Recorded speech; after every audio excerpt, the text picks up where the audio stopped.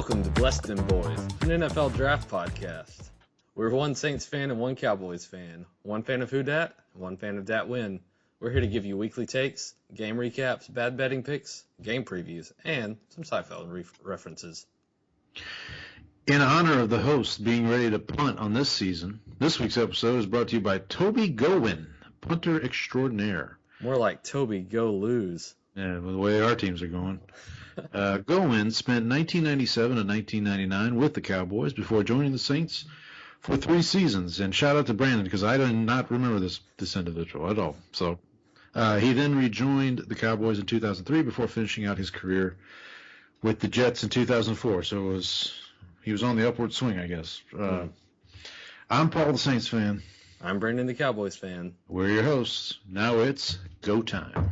Yeah, that's it. It's go time. Let's see you live that. Mr. Mandelbaum, please. It's go time. This one's for you, Pop. It's go time.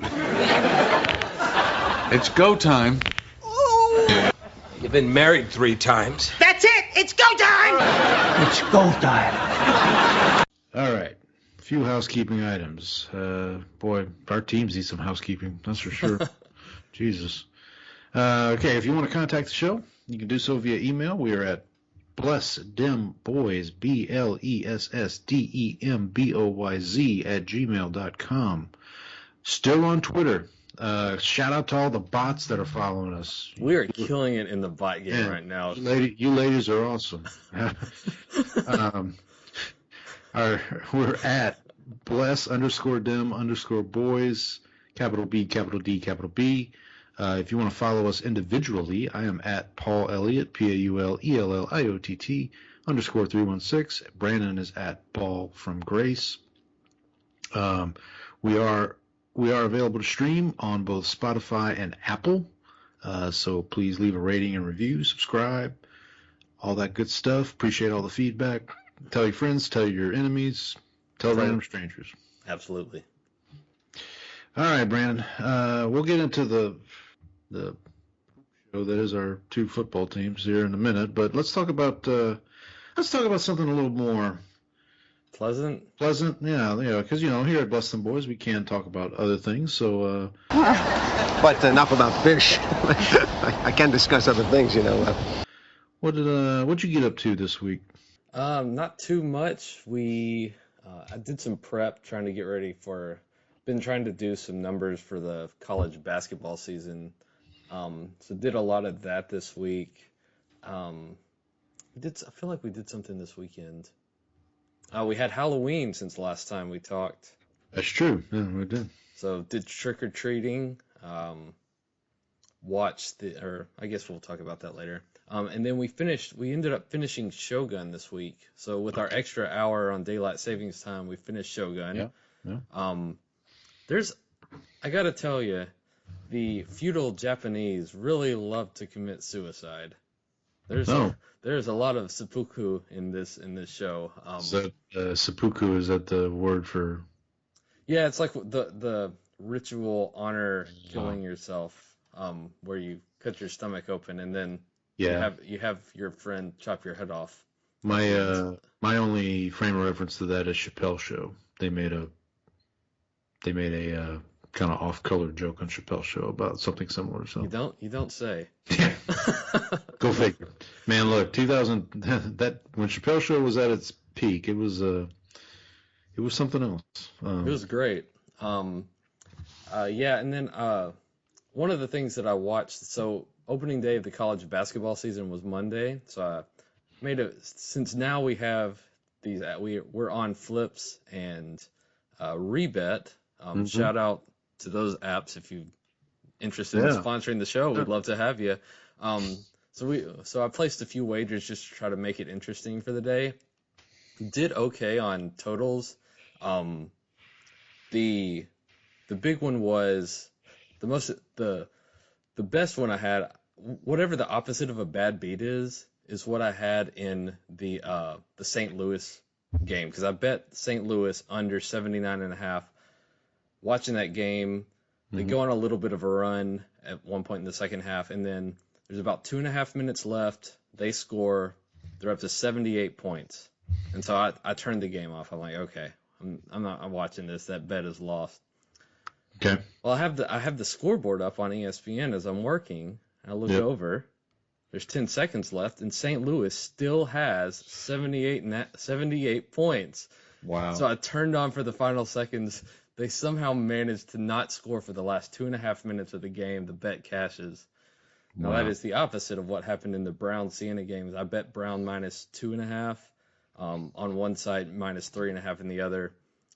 They were up 5 with a minute left, miss a layup, turn the ball over, let the other team just run to the basket with a layup, and then foul the three-point shooter at the end of the game to send it to overtime and then lose. So when you say you did 2.5 on one side, 3.5, you talking about like first half, second half? No, it was just one of the, I think Flips had it at -2.5. Oh, I got you. You did it on 2 out. Okay, I got you. Yeah, so same or whole game lines. But yeah, I was a little irritated at Brown for making those plays. I thought this was an Ivy League school. I thought I thought these players were supposed to be smart. So how about your? Well, so real quick. So because like I said, I'm learning to be a gambling degenerate here. So on basketball, you can do over-unders for just one team.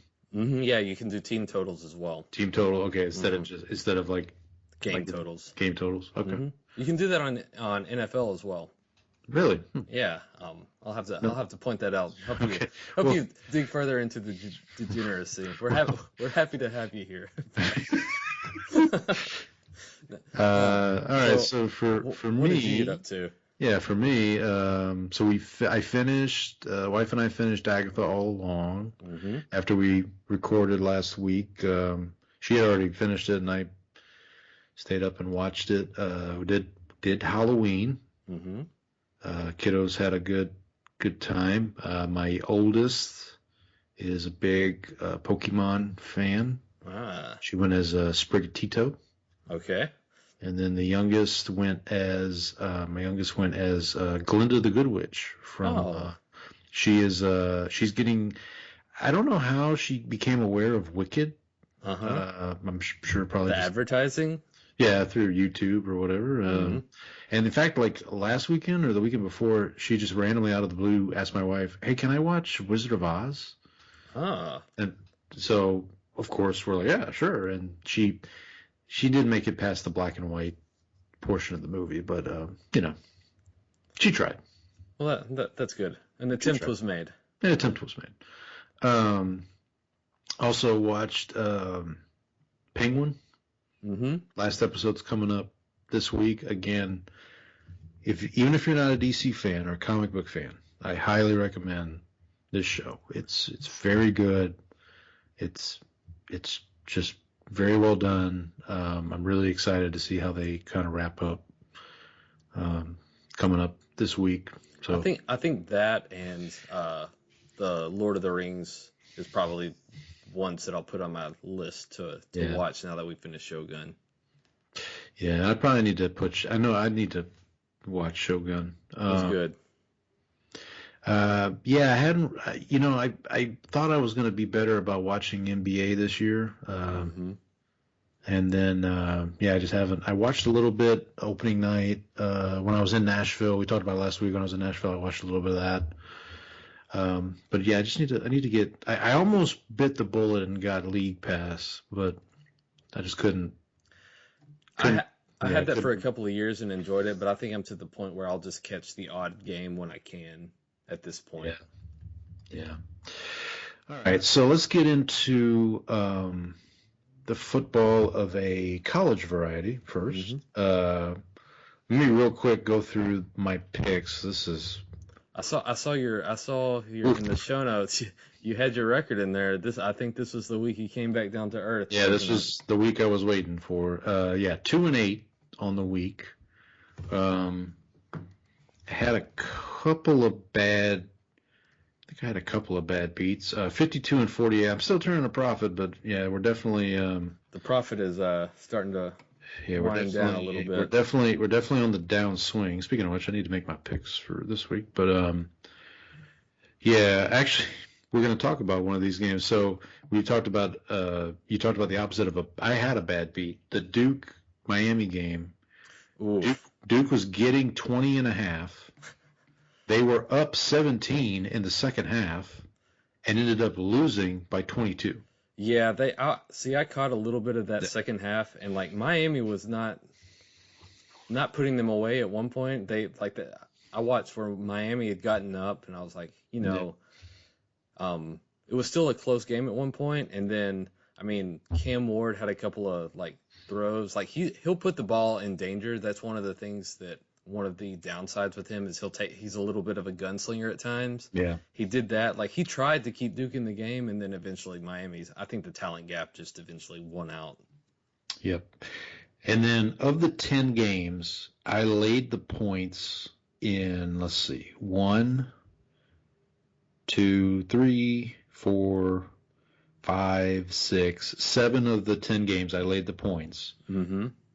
At least 3 of them, they were outright losses.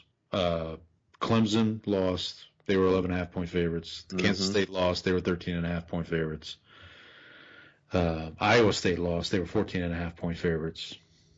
So those games. And then, so I mean, I did watch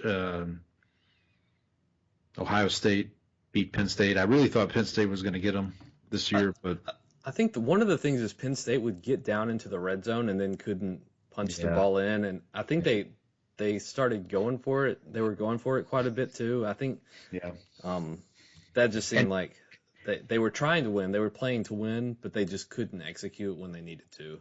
And we're seeing too with that, we're seeing kind of the first what do you call it? Like seedings, I guess, came out for the college football playoff. For the playoff.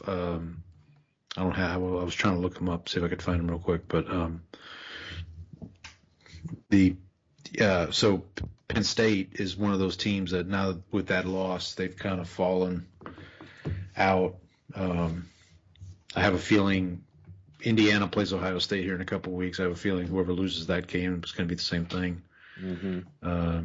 But college football is definitely revving up. Big game this weekend's LSU Alabama. That's a loser leaves town type game as well. Right. I know Texas has one. You guys have you have Florida this week? Florida this week. I think I was looking at it. We're like favored by 20 points. Is it in Austin or is it in? I want to say. Just looking at that. If it's I think it's in Austin. Okay, I was gonna say if it's in Gainesville, 20.5 is too much. Right.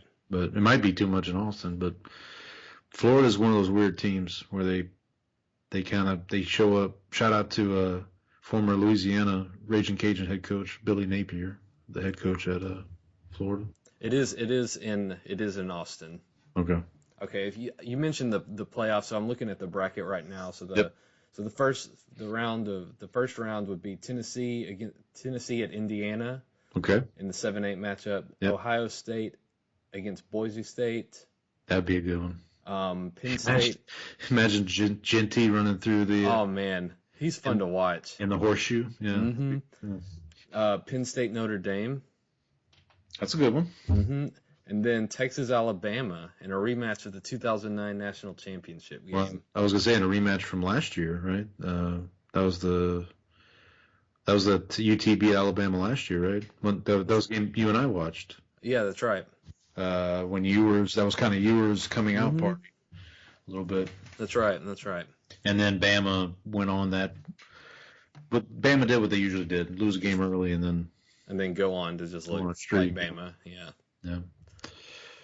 Well, so college football is going to get interesting here. I know the Longhorns, they have a date with the Aggies coming up here at the end of the year. We might play them back to back because the Aggies lost though. Yeah, the Aggies lost to South Carolina, so everyone was on them. It seems like any time that A&M starts to look like started this season, everyone was kind of on them.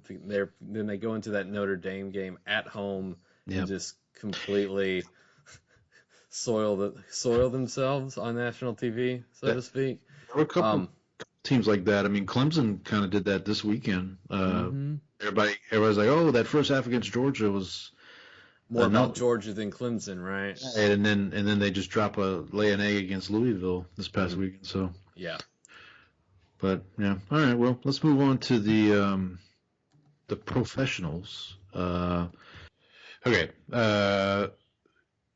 Okay. Yeah, I thought this was the case. All right, week 9 picks. You and I were both 8-7. Now we talked about this offline, but you did not put in your pick for the Texans-Jets game officially in the app, but we did on Mike last week. You did pick the Texans. Yes. Okay, so we both. Of course, like I said, as soon as I've basically just come to accept that I'm going to get every Jets pick wrong. Fair enough. No. So we both went 8-7 technically last week, and that puts us both at 64-74 technically. Right. For the year. So we're even Steven from in that regard. So we both stink. We're both terrible, just like our teams. There we go. I wonder my straight up. I'll have to get back to you next week about my straight up for the year. Do you think the fate of our teams has been tied to our bad picks this year? Sure. Let's go with it. We did, because I actually did pretty well last year, and the Cowboys were good. But this year, it's been the opposite. So maybe I'm the problem. You know what? We'll go with that. All right, I'll take the blame. It's not Jerry. It's not Jerry Jones. I would say my upset pick. I hit on that. It was a close one.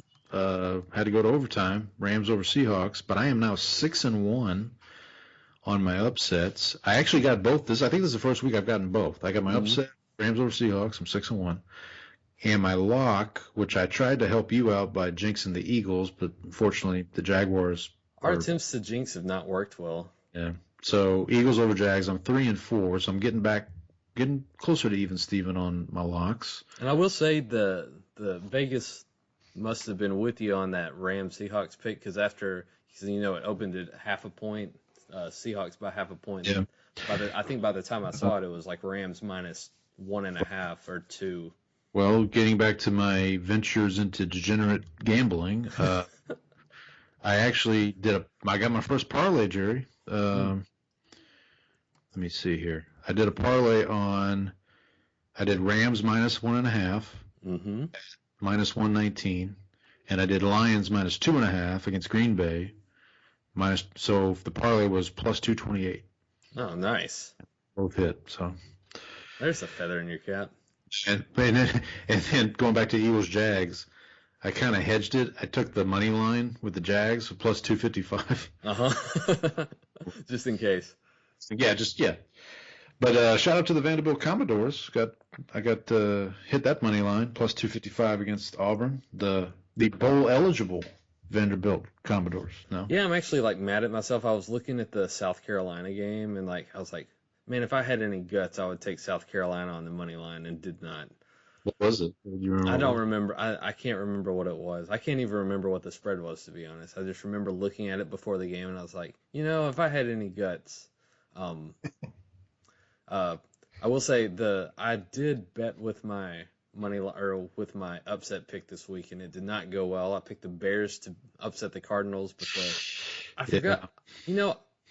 We'll get into this later, but I thought the Bears were supposed to have a competent defense, but apparently they decided not to. Oh yeah, they've got the defensive coach with a bad defense. Where have I heard that before? Sounds familiar. And then I also bet Ravens minus 8.5 over the Broncos. I don't remember what the line was. If it was like minus 120 or whatever. It might have crept up to 10 in some places. Yeah, and I got it at 8.5, and then I was looking at other books, and it steamed up to 9, 9.5, 10, and I was like, okay, I think I'm on the right side here. It was close for a little bit, and then.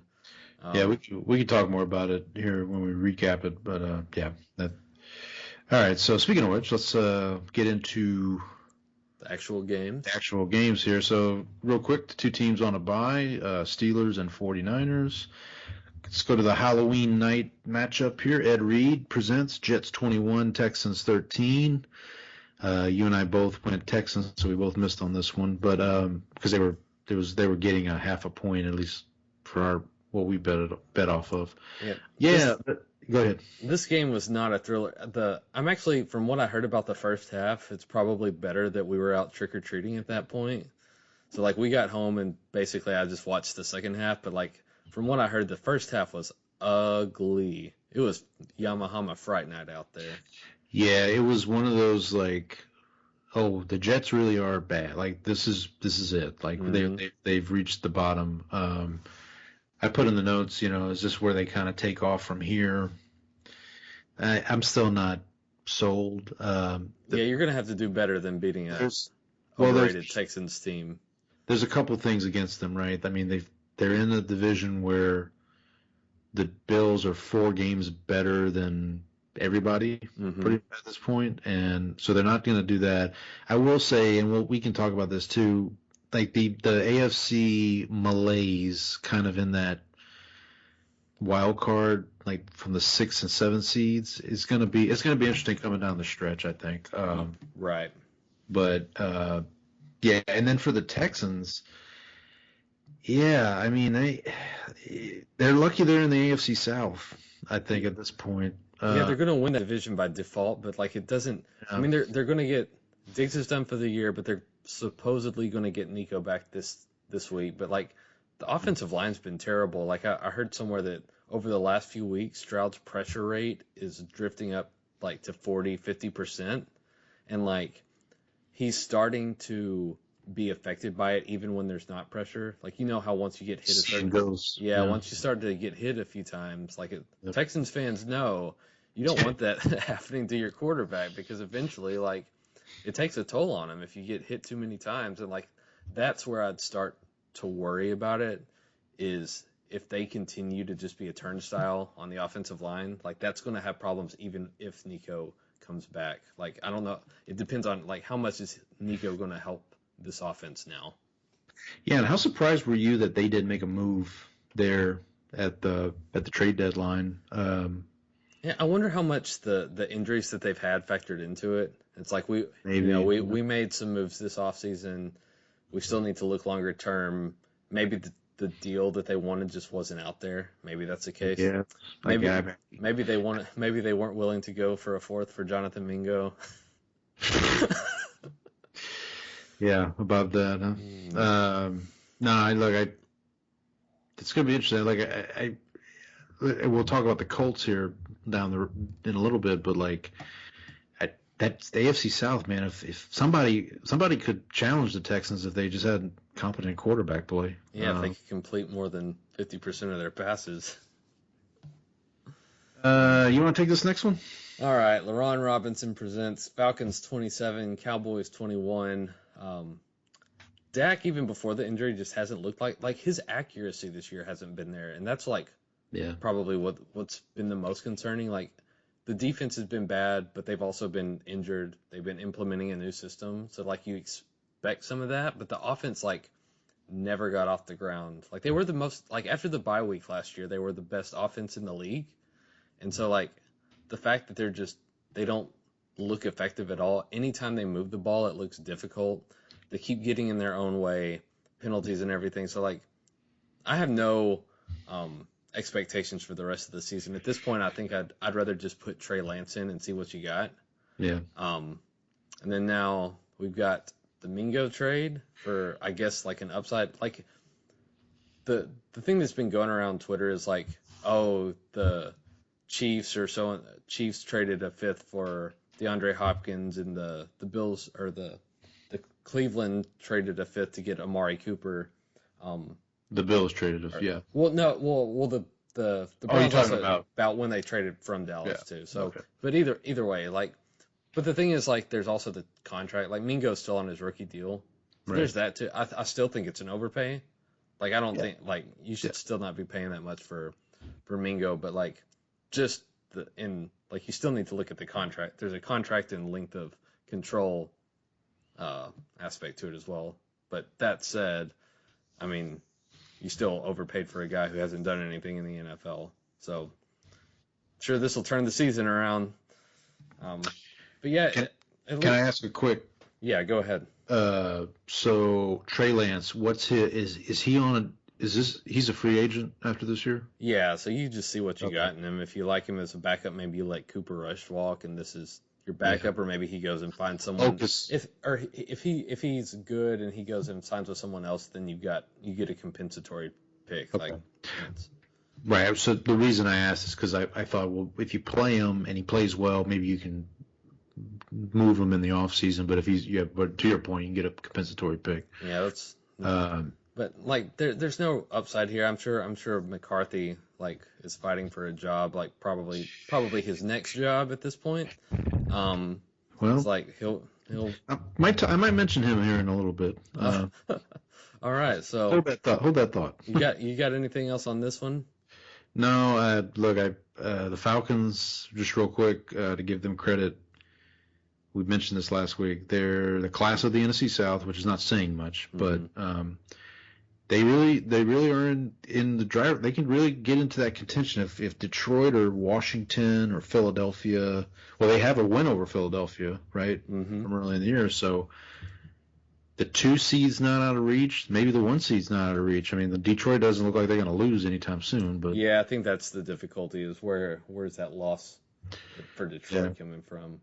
And then I think right now Atlanta would be the 3 seed. Yeah, they're the 3 seed. I'm looking at the standings now. So they would probably play Minnesota first round. Philly right now. Philly. Okay, so a rematch, but this time it's in Atlanta. So they probably feel pretty good about that. So right. Speaking of the NFC South and feeling not too good, Sam Mills, rest in peace, presents Panthers 23, Saints 22. God bless Chuba Hubbard. That's all I can say. Chuba Hubbard put the nail in the Dennis Allen coffin, as it were. And let me preface what I'm about to say, of course, by saying I don't wish for anybody to be fired. I don't, I realize he's a human being and, and all that good stuff. But, it was time to go. That's good riddance. With all due respect. With all due respect, good riddance. Yeah, it was time to go. I texted you when it happened. So I saw the tweet. I think it was Rappaport. And as soon as I retweeted it, I thought, oh shoot, is that a fake account? Yeah, you got to be careful these days. You got to be careful. And then right after that, maybe it was one of our bot followers. Yeah, right. It was Ian Rappaport. Yes. But right after that, I want to say Schefter or somebody cooperated it. So, look, I have to say I'm at least optimistic about the interim head coach Darren Rizzi, who's our special teams coordinator. He got promoted to interim head coach. He actually made a coaching staff change today. Todd Grantham, who was our defensive line coach, who has not been doing. If you watched our defensive line this year, you know that that's not going well. He has now been moved to a special assistant to the defensive coordinator. So they promoted him.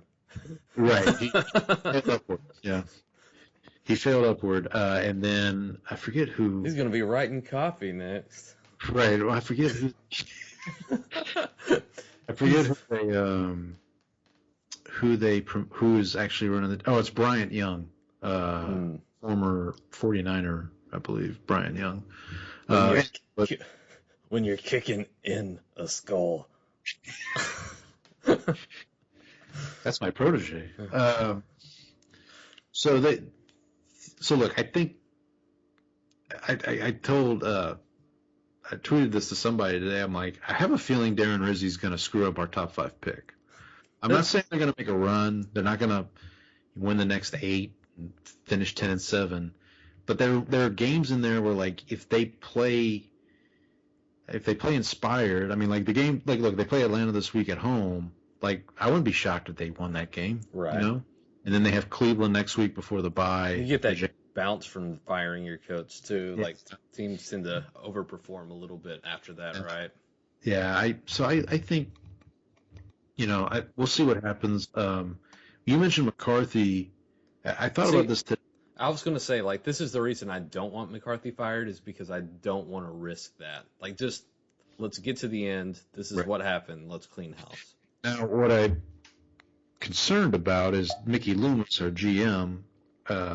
He basically came out and said this wasn't his decision. He didn't say it but he said it as saying, like, he thinks Dennis Allen's a good coach and this injuries led to this and yada, yada, yada. And it's like, okay, so that's you saying this wasn't my decision, which, okay, fine, whatever, which Mickey Loomis might be looking for work here pretty soon too. But that's another story for another day. As far, when we did the wish list for coaches a couple weeks ago, I gave my list. I mean, Aaron Glenn's on top of there, Mike Vrabel. I just don't know if an established coach like Vrabel is going to want to take over this rebuild. Bad cap. We don't really have. We traded Lattimore to Commanders, so we now at least have some extra picks. Yeah, thanks for continuing to just unload your good players into the NFC East. Why is it that you only want to trade your good players to our division rivals? We only answer calls from Washington and Philadelphia area codes, apparently. But yeah, it's gonna be a while. Now, look, we can get all the draft picks we want, but if we can't draft our drafts have been terrible the last couple of years. See Isaiah Foskey and Peyton Turner and those kind of players that we've drafted. So, by the way, let's draft Isaiah Foskey instead of, say, Brian Branch. Oh yeah. Or Brandon. Let's do that. Seems like a good move. So, look, for the Panthers, hey, good for Bryce Young. Honestly, I'm happy he looks like he's going to start again this week. Hopefully he can. I feel like maybe they can get something going there. Obviously, Hubbard is he's a top 5 back in terms of yardage. I don't know if they'll even bother bringing Brooks back at this point. He's playing.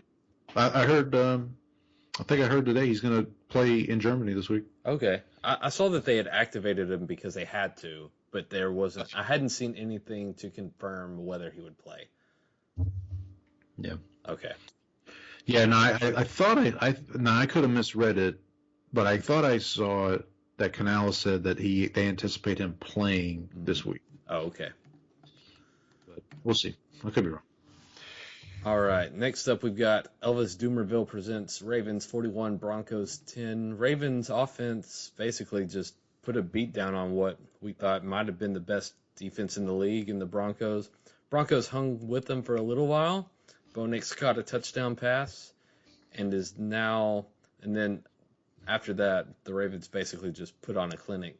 Now, I think we talked about this before, but the Ravens defense will probably be something to worry about when they face good offenses, but this was just they were in another stratosphere, basically. Yeah. So last week when I picked Broncos plus 9.5, I kind of worried that this was going to end up being like the Buffalo game.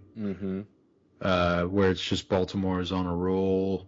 Now they add Deontay Johnson to this mix on the offense, and I mean, look, these AFC playoffs coming up are going to be pretty epic, if you ask me. Between Baltimore, Buffalo, the Chiefs, we're gonna see some good games here coming up. Yeah, the Chargers are currently the 6th seed right now.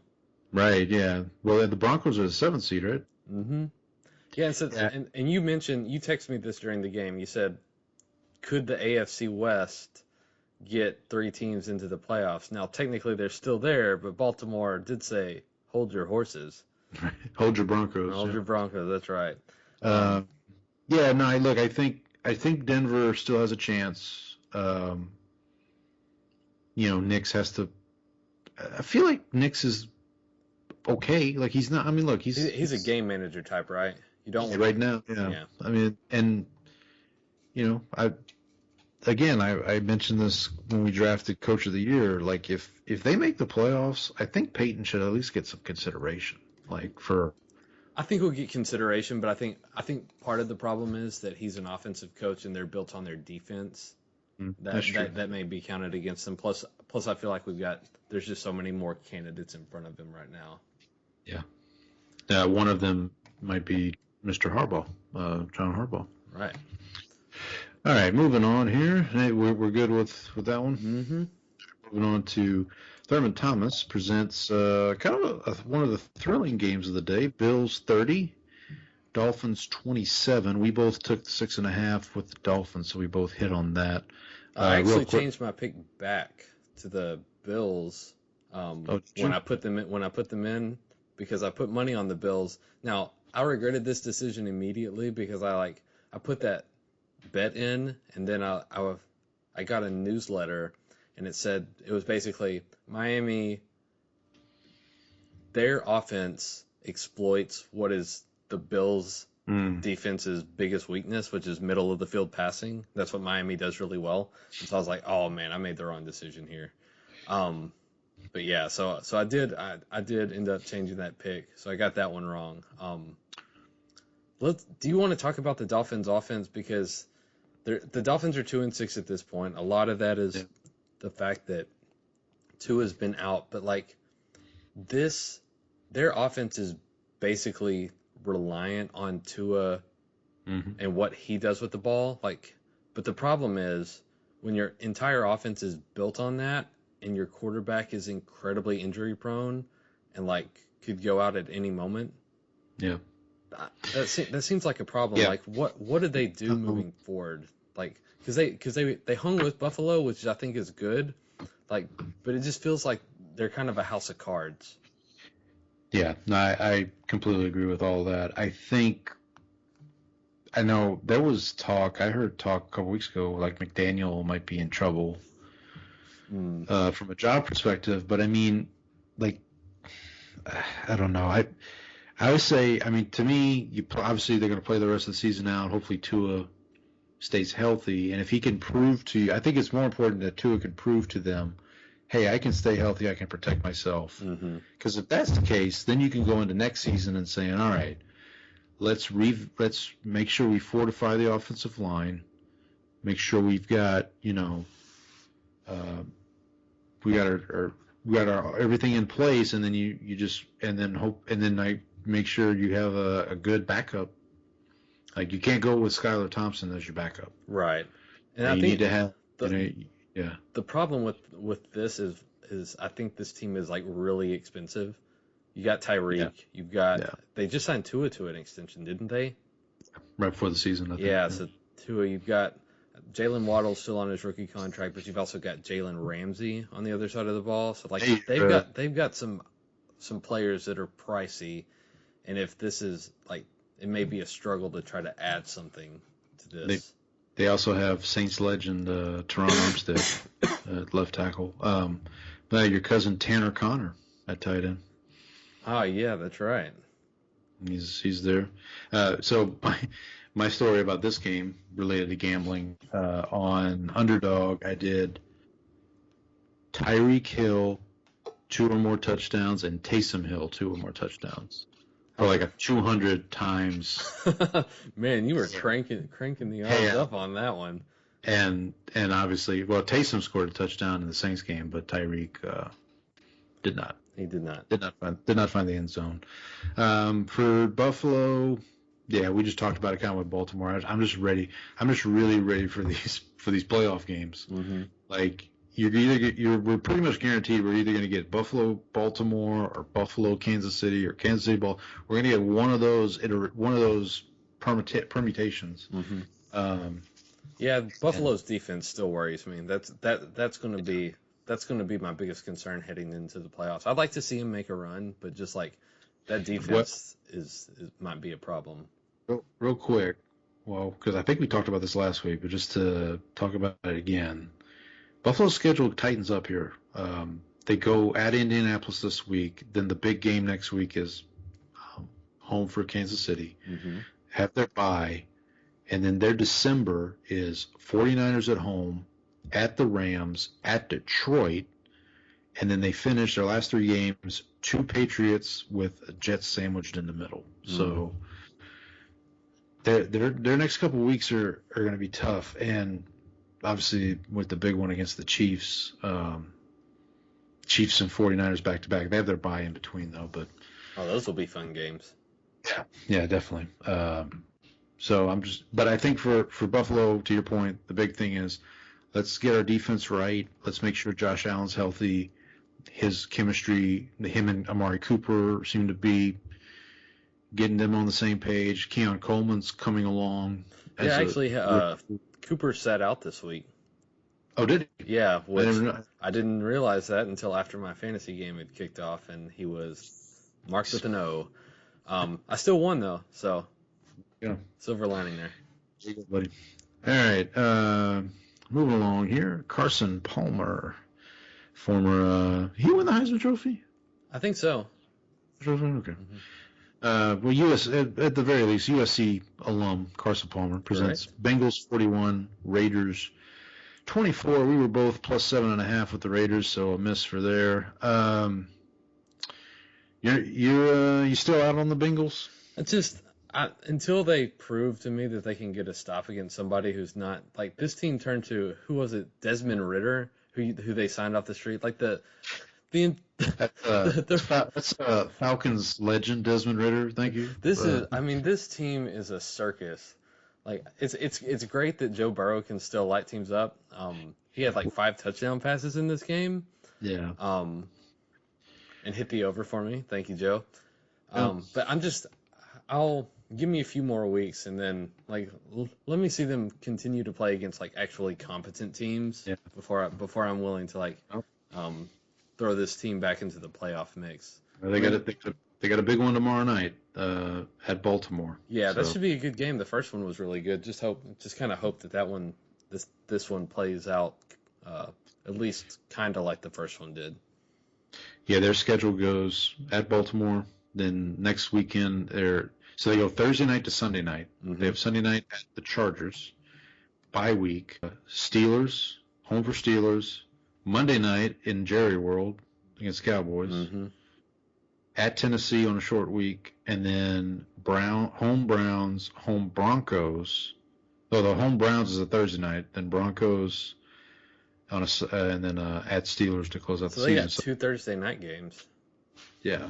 I will say the other thing that I'm skeptical about the Bengals on is their defense. So they should probably turn it around week 14 against the Cowboys. Against Trey Lance and the Dallas Cowboys. Yeah, man. I mean, look, right. What's their record now? They're 4-5. I see at least 3 wins. So that's 7. Mm-hmm. If you split with the Steelers, that's 8. If you can beat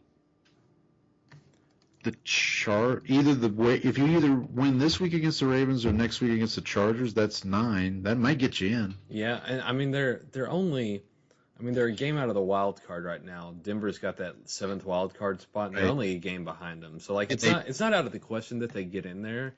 And they play Denver later, like their second to last game is. So that Denver game on the 29th of December, that might end up being a de facto playoff game. Right. Because, so we'll see. Anything on we talked about the Raiders. They're kind of No, I think that's enough for this game. There's that's little to be said. That'll do. Right. All right. Next up, Charlie Whitehurst presents Clipboard Jesus presents Chargers 27, Browns 10. I think this is a good sign for the Chargers. The fact that the Browns are, at least feisty with Jameis Winston. He actually made that offense look functional last week. The Chargers are basically what you'd expect from a Harbaugh team. They're fundamentally sound. They have a good defense. They're able to rely on their quarterback who has a cannon for an arm to make a few plays. Still a little shorthanded on the skill position side, but the Harbaugh's doing basically what you expect him to do and what you're paying him to do, right? Right. I do think Herbert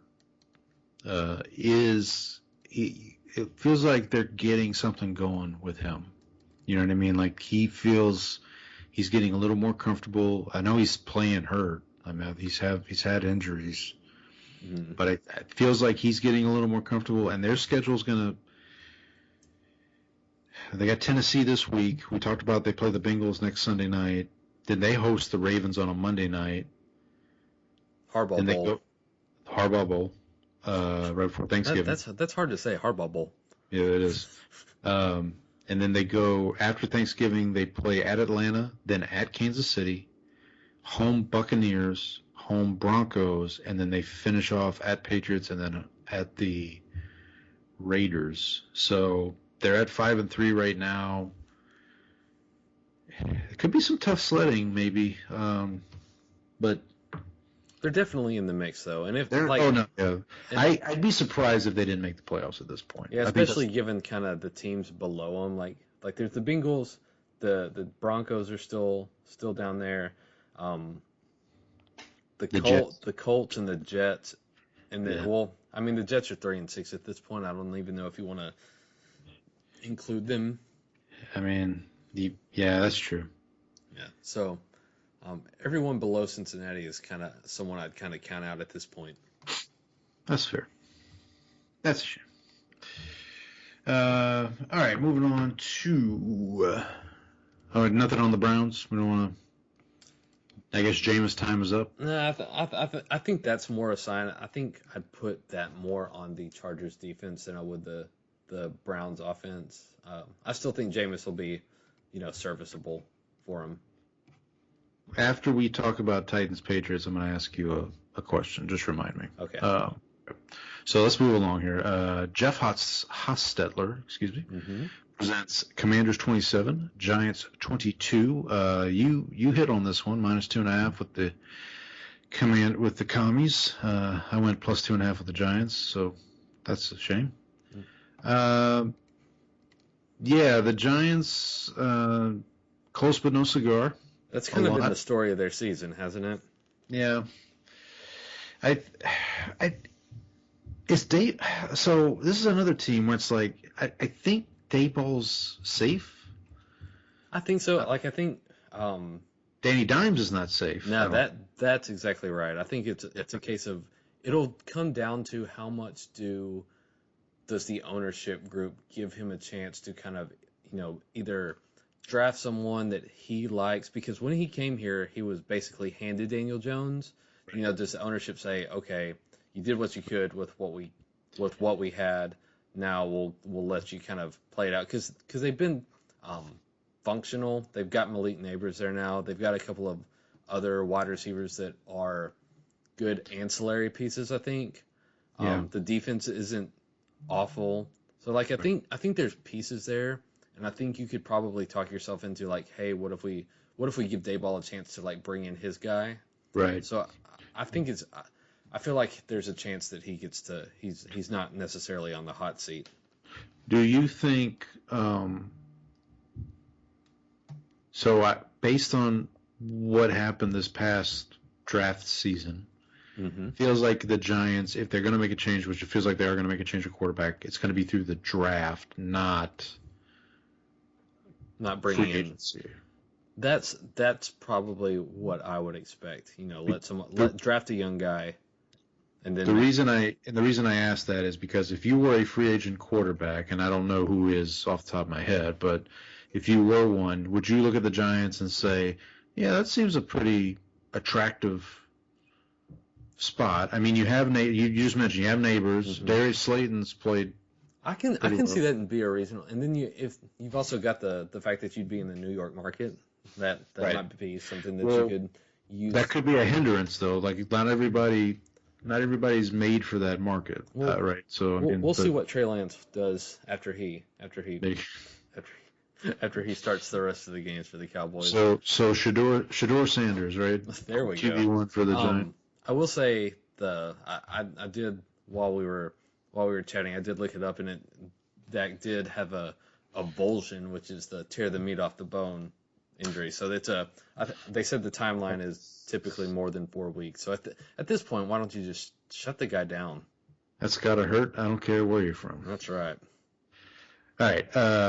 Last last early game here. Or do you want to talk about the Commanders at all? No, I think they just continue to basically get it done when they need to, right? Like they let the Giants kind of hang around, but they were able to kind of put the game away at the end. So the one thing I'll say about the Commanders is they give me hope for the Saints in that if you look at where the Commanders were a year ago, they were selling off Chase Young, Montez Sweat. Just to the no. Chase Young Chase Young got traded to the 49ers, right? And then Sweat went to the Bears. Mm-hmm. And then now, to be fair, they kind of tanked, ended up with Jaden Daniels, and Dan Quinn's done a really good. I think I feel like Dan Quinn might be front runner for Coach of the Year at this point. He's certainly in the conversation. But my bringing it back to the Saints is they turned it around in 1 year. Now again, part of that was they tanked. I don't see the Saints as tanking. Like I said earlier, I think Rizzi's gonna screw up their top 5 pick because I think they're just gonna win a few games here down the stretch. It's also going to be difficult for you to beat Carolina to the bottom of the division to get that easy schedule, right? Because that's part of what Washington has is they also have the 4th place schedule. I think one of the other things is that like they brought in some of the Cowboys defensive players who were good under Dan Quinn. Dorrance Armstrong is a name that most people wouldn't recognize, but is probably an underrated pass rusher. And so one of the things that they've been able to do is generate pressure, which they weren't able to do last year.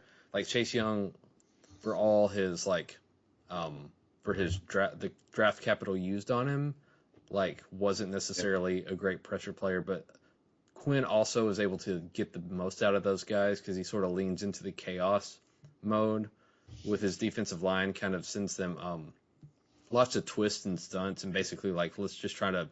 It's going to be with the Cowboys, it was you're going to give up some big plays playing like that, but you're also going to have big plays the opposite way. You're going to generate more sacks. You're going to generate more turnovers, and that's what he leaned into, and that's kind of how his defense has been, or his defense was with the Cowboys. So he's been able to, with the pieces that they added, and then his scheme, able to improve that defense too. So, so I think that's a part of it as well.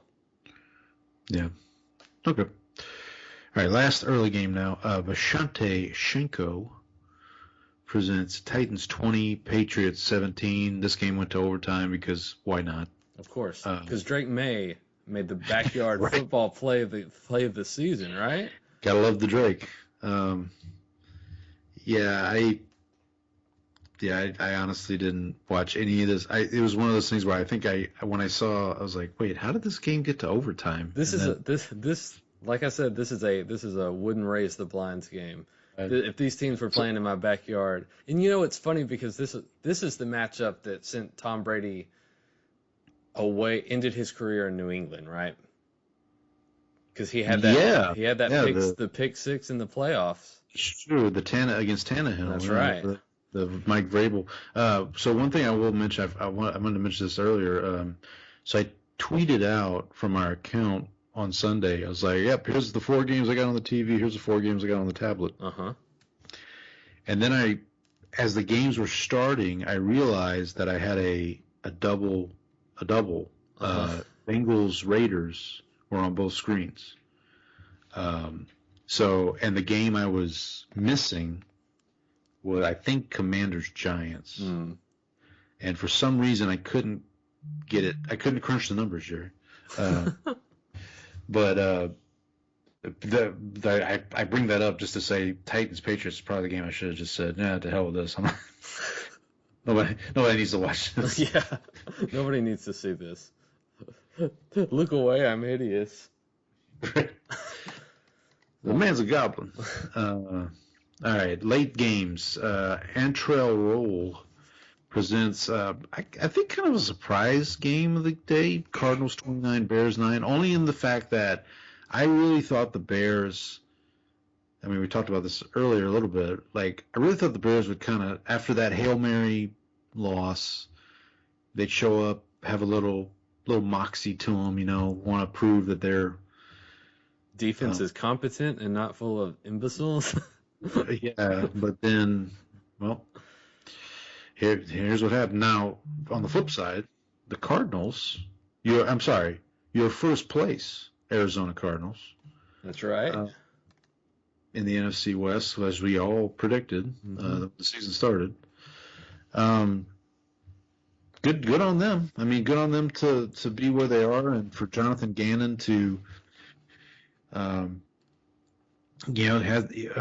everybody made fun of Gannon last year with the whole bus comment. I don't remember that. But hey, look where they are now. They're in the mix here. They're going to be in the mix going down the stretch. They've already got a win over the Rams and the 49ers in division. So they're kind of in the driver's seat a little bit here. So good for them.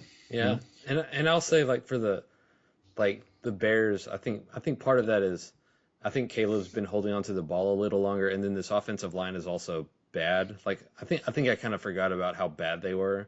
But the defense is what really I don't get is they're supposed to be a functional defense, I don't know about elite, they're not the Broncos, but they're supposed to be one of the stronger defenses in the league.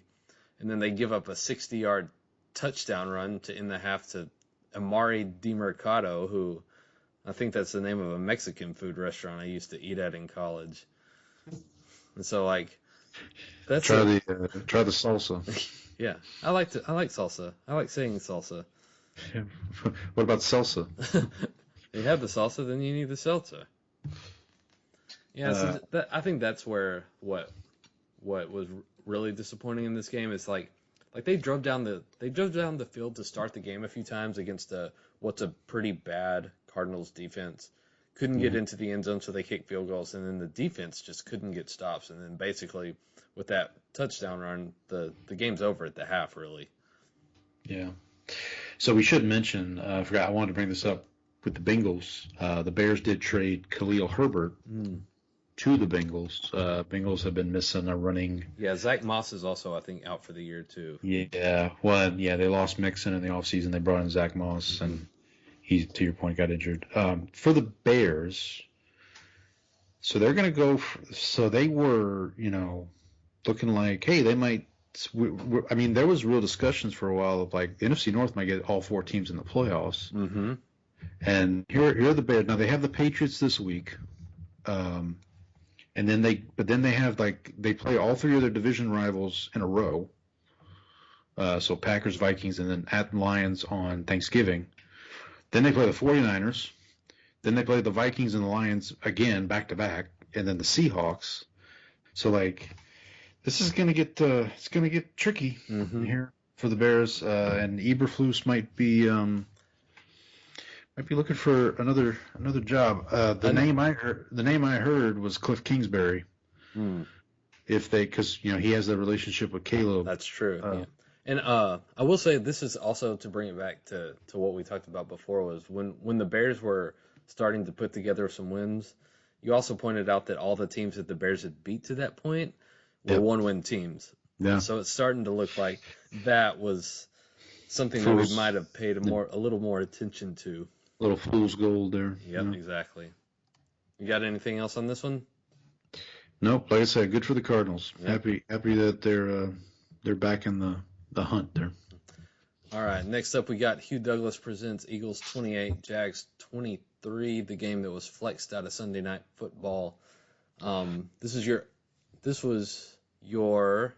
This is my lock. Yeah. The Doug Peterson revenge game did not materialize. The Eagles let the Jaguars hang around a bit, right? Well, yeah. So they it looked like they were going to run away with it, and then Jags scored, and then they had the Barkley fumble that really wasn't I don't know why they called it a fumble. He looked down. The only thing I could see is that the ref was saying that he wasn't touched when he went down. Oh, so the ball came out. And then the ball came out. That's the only. I mean, I was watching with the sound off, so I couldn't hear what whoever was calling the game what they were saying. But Yeah, and then I really thought for a second, I was like, because again, I had the Jaguars money line. like, A little bit of a hedge there. So yeah, I was like, well, let's see, because this definitely felt like a game.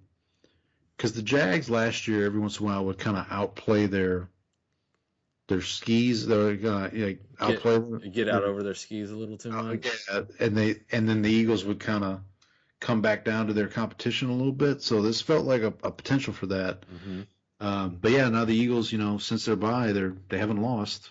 Yeah, the offense is basically built around 3 players, which is A.J. Brown, Saquon Barkley, and Devontae Smith doing like awesome things. Like I think that's like those are the two. I think those and the offensive line are really the keys to their success. Not necessarily like right. I think that's what you're built around with your playmakers. We know your feelings on Jalen Hurts. Yes, I am a little lower than him than the rest of the rest of the free world, it appears. Yeah, I mean, and Saquon, obviously the play of the week, play of the year, the jumping backwards over the guy. Let me ask you this: how would you rank between the backwards hurdle and the Garrett Wilson catch? Yeah, what was the other? There was another catch this week, the one-handed. Devontae Smith. It was that one too. I'm thinking of the Duke. The Duke. Yes, that was an incredible catch. Yeah, because I texted you and you I think we were both watching that game. I think simultaneously went holy bleep. Yeah, exactly. But no, so I mean the Wilson and Smith catch. Yeah, I think they're kind of like different categories, honestly. Like, I mean, I remember. I happened to be watching that one live because I had the 4 games all simultaneously going, and I happened to be watching that one live. And I was like, wait, did he just do what I think he just did? Mm-hmm. And so, yeah, it's insane. I mean, Saquon's just having. Yeah, getting to play behind a competent offensive line will do that for you, won't it? He's just having one of those years, man, where. I'm actually surprised he hasn't pulled a hammy yet. He's been a little prone to that in the past. Let me ask you this question, as the NFC East aficionado on this call. If you had to bet a sum of money that is consequential to you, Eagles or Commanders winning the NFC East, who are you going with? All right. So the Commanders have right now they're only half a game up. And they haven't played each other yet. They haven't played each other yet. Given that, I think I would take the Eagles because the Eagles' schedule is like pretty easy the rest of the way. I think I was looking at they posted like power ratings or the power ratings for the strength of the schedule the rest of the way, and the Eagles were like the easiest schedule. I was like, how did this work? Like you finished second in the division and you got the easiest schedule. Well, playing the NFC South helps. Right. Well, we're not playing. Oh, the NFC South. Sorry. Right, because they have the Panthers. So they have the Panthers left. Mm-hmm. They do have the Rams and Ravens back-to-back weeks. So that'll be. And their road games. They're at the Rams and then they're at the Ravens. Right. But I think I'd still take Philly right now. They also have the Steelers. They have the Pennsylvania. I'm wondering what the odds are for the division winner there. So right now the Eagles are the favorites still. Yep, I would. Yeah. Yeah. So the Commanders you can get them at plus 110 to plus 120. Eagles are still minus 130 to 145. And the Cowboys are plus 3,000 to plus 5,500. That's some sweet action. That's some sweet action. All right, you got anything else on this one? Nope. Peterson might be joining Dennis Allen in the unemployment line here pretty soon. Yeah, I guess it depends on how bad the season goes if they wait to fire him till the end of the season or not. Quick yes or no question. That's probably not a yes or no question. Trevor Lawrence, is he good? That's That's why I'm Like at some point, it's like, okay, Trevor, like you're. It's not the coach. It's you. Yeah, But it's not me. They just signed him to a contract, so they'll get another coach to see if they're still able to get their return on investment there. I would be stunned, like if they do move on from Peterson. I would be stunned if they went with a non-offensive. Oh, absolutely. You can't hire a defensive coach. Yeah, like a Ben Johnson, or maybe they try to get Slowick from the Texans to kind of a two-for deal there. They, or we talked. I mentioned Cohen, who's the offensive coordinator of Tampa, and what he's been doing this year with Baker. Right. Maybe that's the secret sauce they need for Lawrence. All right. Oh, go ahead. I was going to say just move from one part of Florida to the other, right? Yeah, or easy moving. Tampa to Jacksonville. That's just a couple of hours up the road, right? Yeah. All right. TJ Lang presents Lions 24, Packers 14. I would say at this point the Lions are the odds-on favorite to. I would call them the favorites in the NFC. Until San Francisco proves that they can get. Well, I mean, given the injuries and everything, like I know the Lions are missing Aiden Hutchinson, but they made a move this week to Zadarius Smith, so they kind of replaced that hole in their defense, which I think was giving them some problems. I think their pressure rates were down after Hutchinson was out.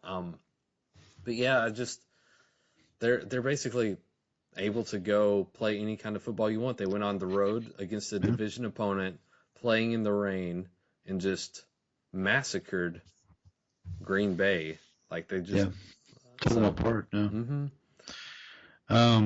Yeah. That's what I was going to say. Like the only knock against the Lions that you could have had before this week was, we don't know if they can play outdoors. Well, guess what? They just did. They just did. So, and then you mentioned the 49ers. They play the 49ers second to last week of the year on a Monday night. I think it's the last Monday night game of the year. That'll be good because it's a NFC Championship game rematch. Rematch, yeah, and it'll probably be.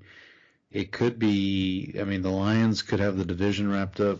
The nice thing for the Lions for their schedule, they play 3 AFC South teams in a row. Oh, so they're set.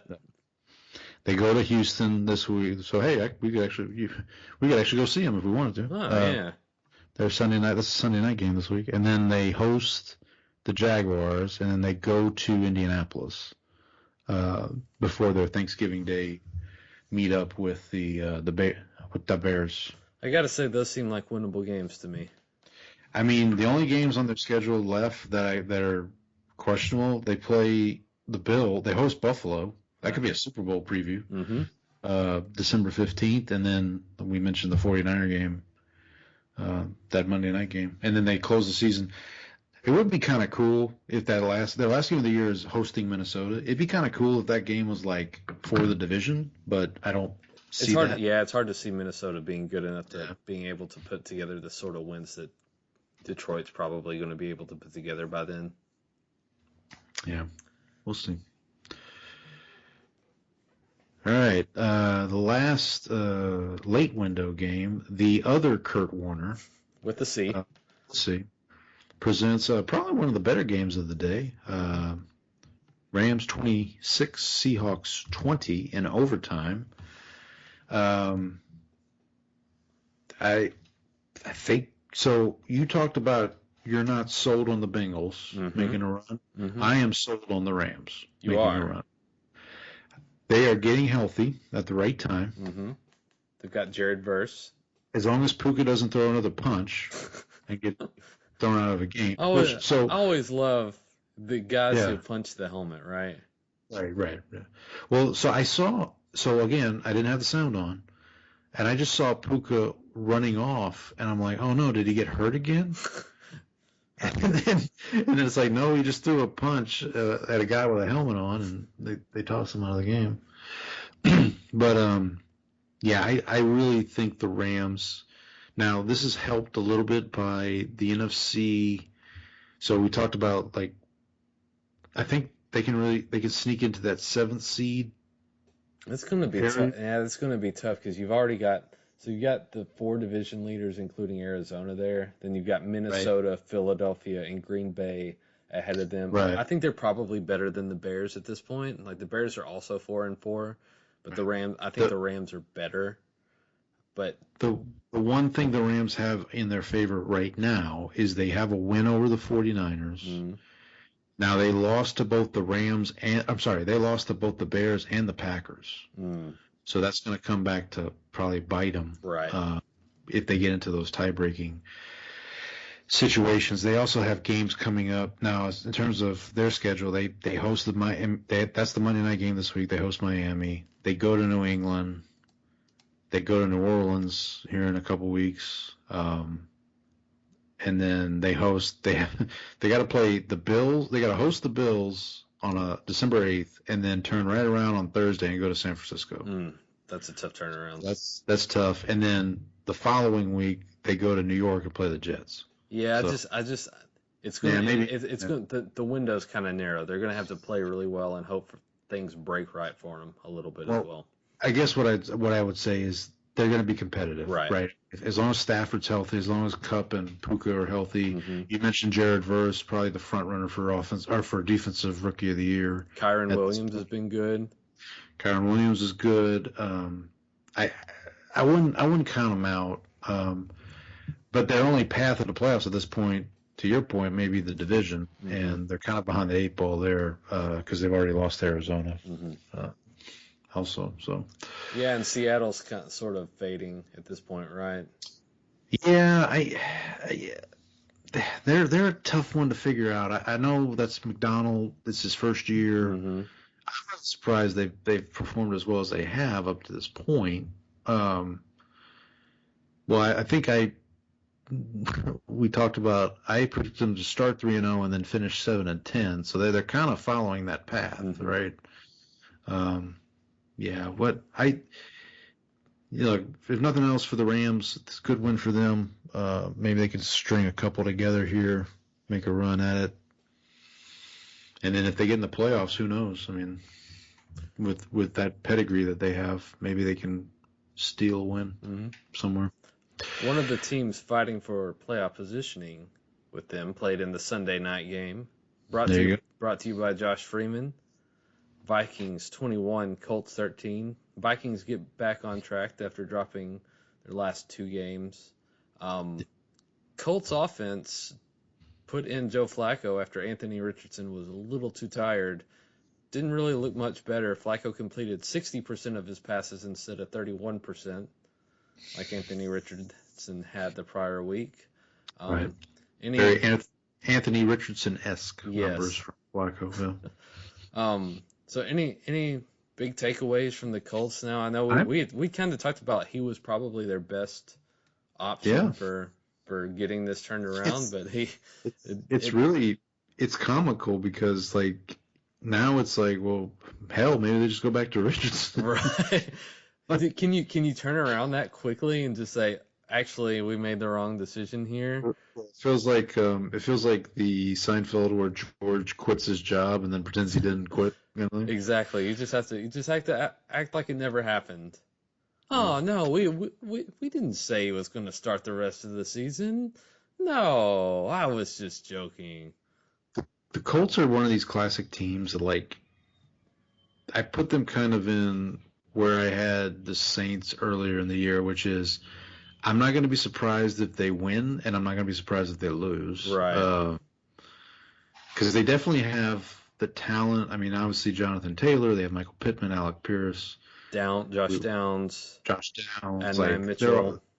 Their offense is good. Yeah, Longhorn legend, of course, mm-hmm. Mitchell. Yeah. I mean, their offense is definitely good. I really thought they were going to go into Minnesota and win because the Vikings definitely felt like they were on a downhill swing. By the way, I probably asked this last week. I do not remember Josh Freeman on the Vikings. I barely remember him on the Colts, but that's... Yeah, I don't know that he did too much when he was there. I love these because Freeman obviously was known as being a Buccaneer. Mm-hmm. I actually thought, when he had that one season in Tampa Bay, he went 10-6, threw for 3,400 yards, 25 touchdowns, 6 interceptions. Like I was like, oh, maybe Tampa Bay actually found something. I kind of liked him coming out of Kansas State too. Yeah. And then it just This was pre-Jameis, right? Yeah, that's so he was actually a Viking before he was a Colt. okay. So in 2013, he started the season with Tampa Bay, then went to Minnesota and played. Started one game, went. You gotta hear the stat line. He went 20 of 53.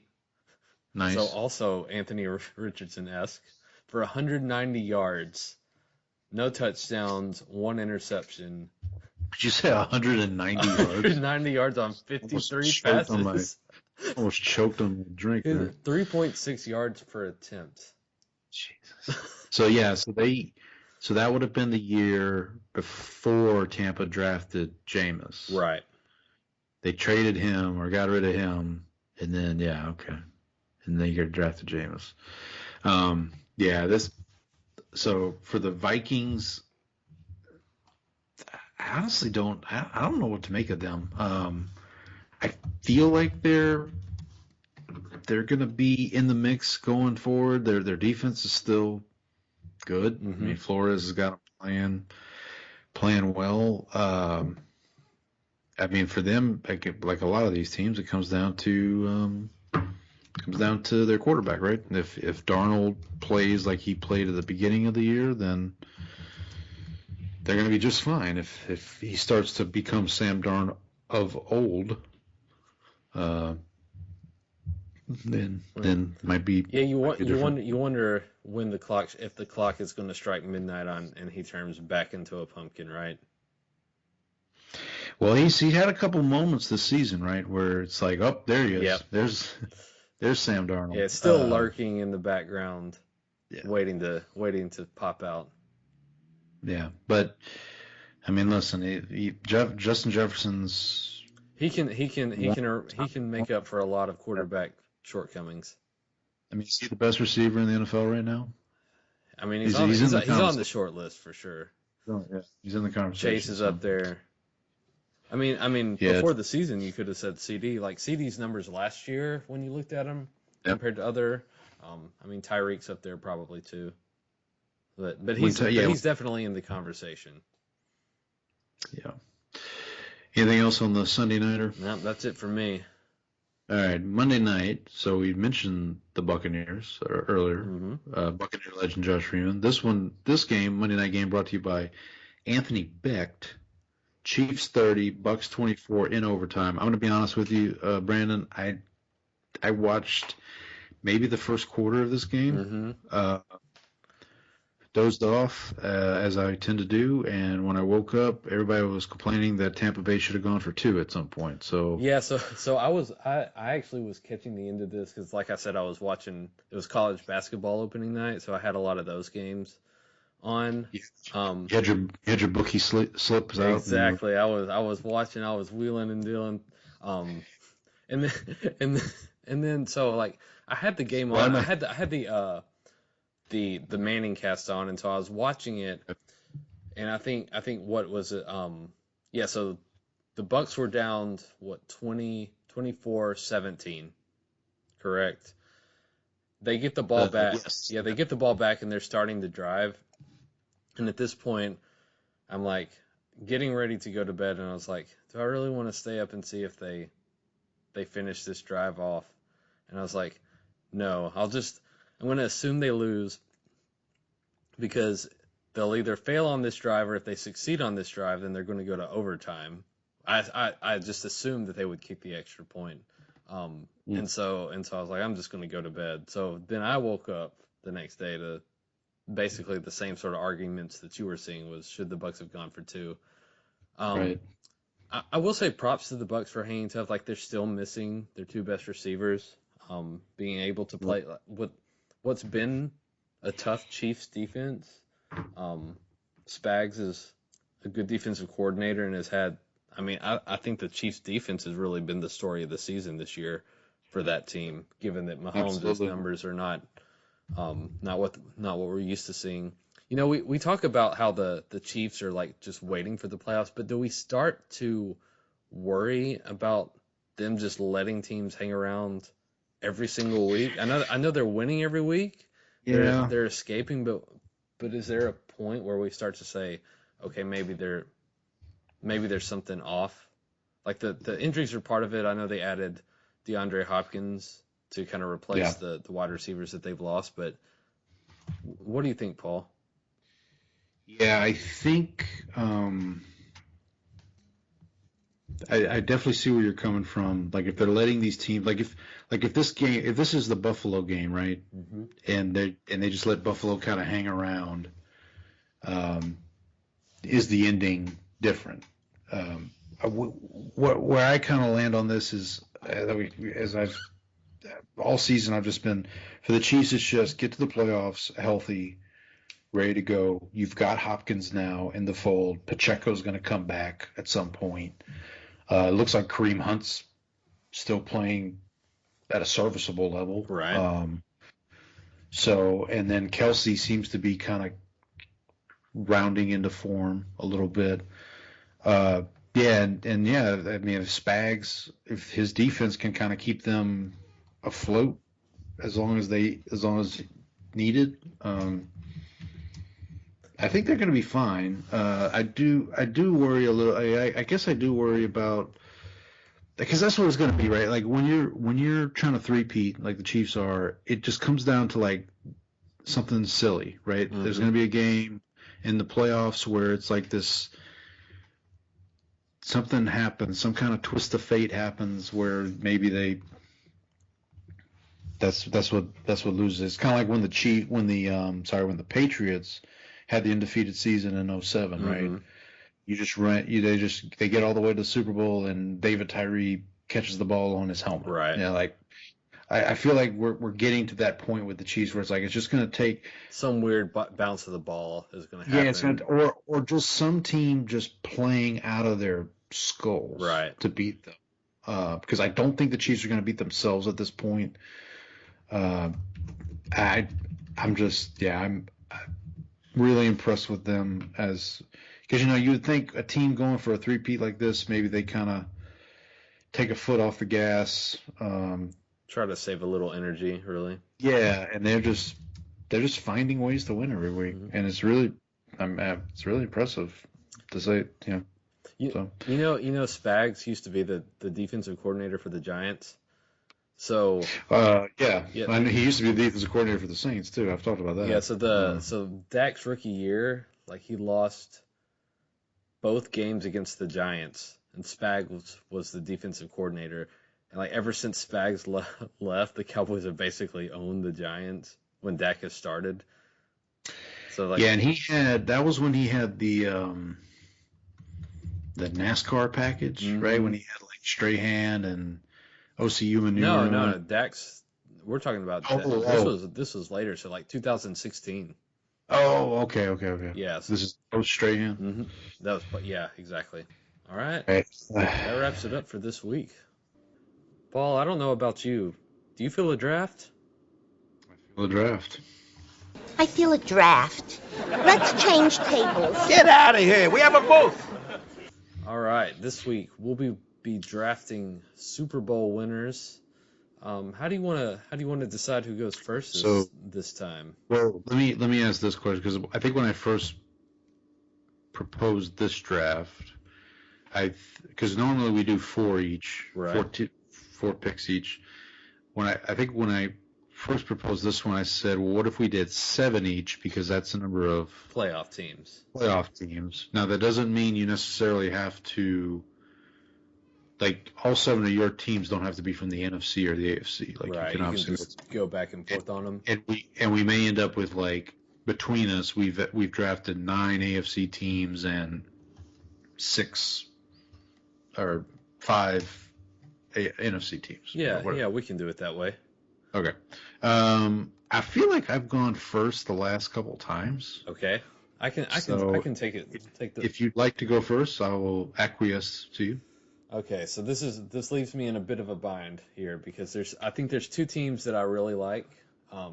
That's another reason why I wanted you to go first. Yeah, so So the question here is going to be, do I want to take the team that's won the Super Bowl back-to-back seasons and is undefeated, or do I want to take the team that looks really hot right now and is the sexy new thing?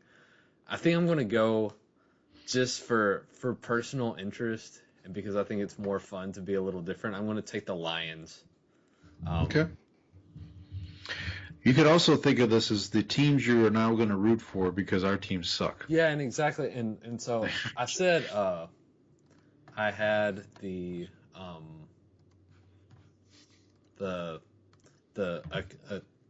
take about so Ben Johnson is one of the guys that I want for the Cowboys to hire. So my take is I actually need the Lions to win the Super Bowl. Maybe even getting there is enough, but preferably win. Because I think what Jerry and Steven want is someone with a Super Bowl pedigree. Like that's basically why they hired McCarthy was because he had won a Super Bowl. I think if Johnson takes the Lions to the Super Bowl and wins it, then that gives him a little more credibility as a potential coach. And I also think it would be fun here. What I'm going to do, I'm going to add the current odds for each pick, and so we can see how we do in terms of betting picks as well. So the Lions, and I'll put for each of us, I'll put the best payout. So the Lions, the best you can get them at right now is plus 500 to win the Super Bowl. Okay. All right, Paul, you're up. I think I have a feeling I know who you'll take here. Yeah, so the first one feels easy, considering that my wife is a Swiftie and that this team is the back-to-back defending Super Bowl champions. They're undefeated. I'm going to go Chiefs first. All right. What odds we got on them? Best you can get here is plus 420. Okay. That's a good number. Yeah, not too bad. And then, do I want to stick in the AFC? Or do I go... I mean, the NFC is pretty much Detroit and a bunch of other teams. Mm-hmm. So I think I will stick in the AFC. I'm going to swerve a little bit. I'm going to go Baltimore. Okay. No, I think honestly, that's probably the next... that's who I would... The reason I call it a swerve is because I'm looking at the standings. Uh-huh.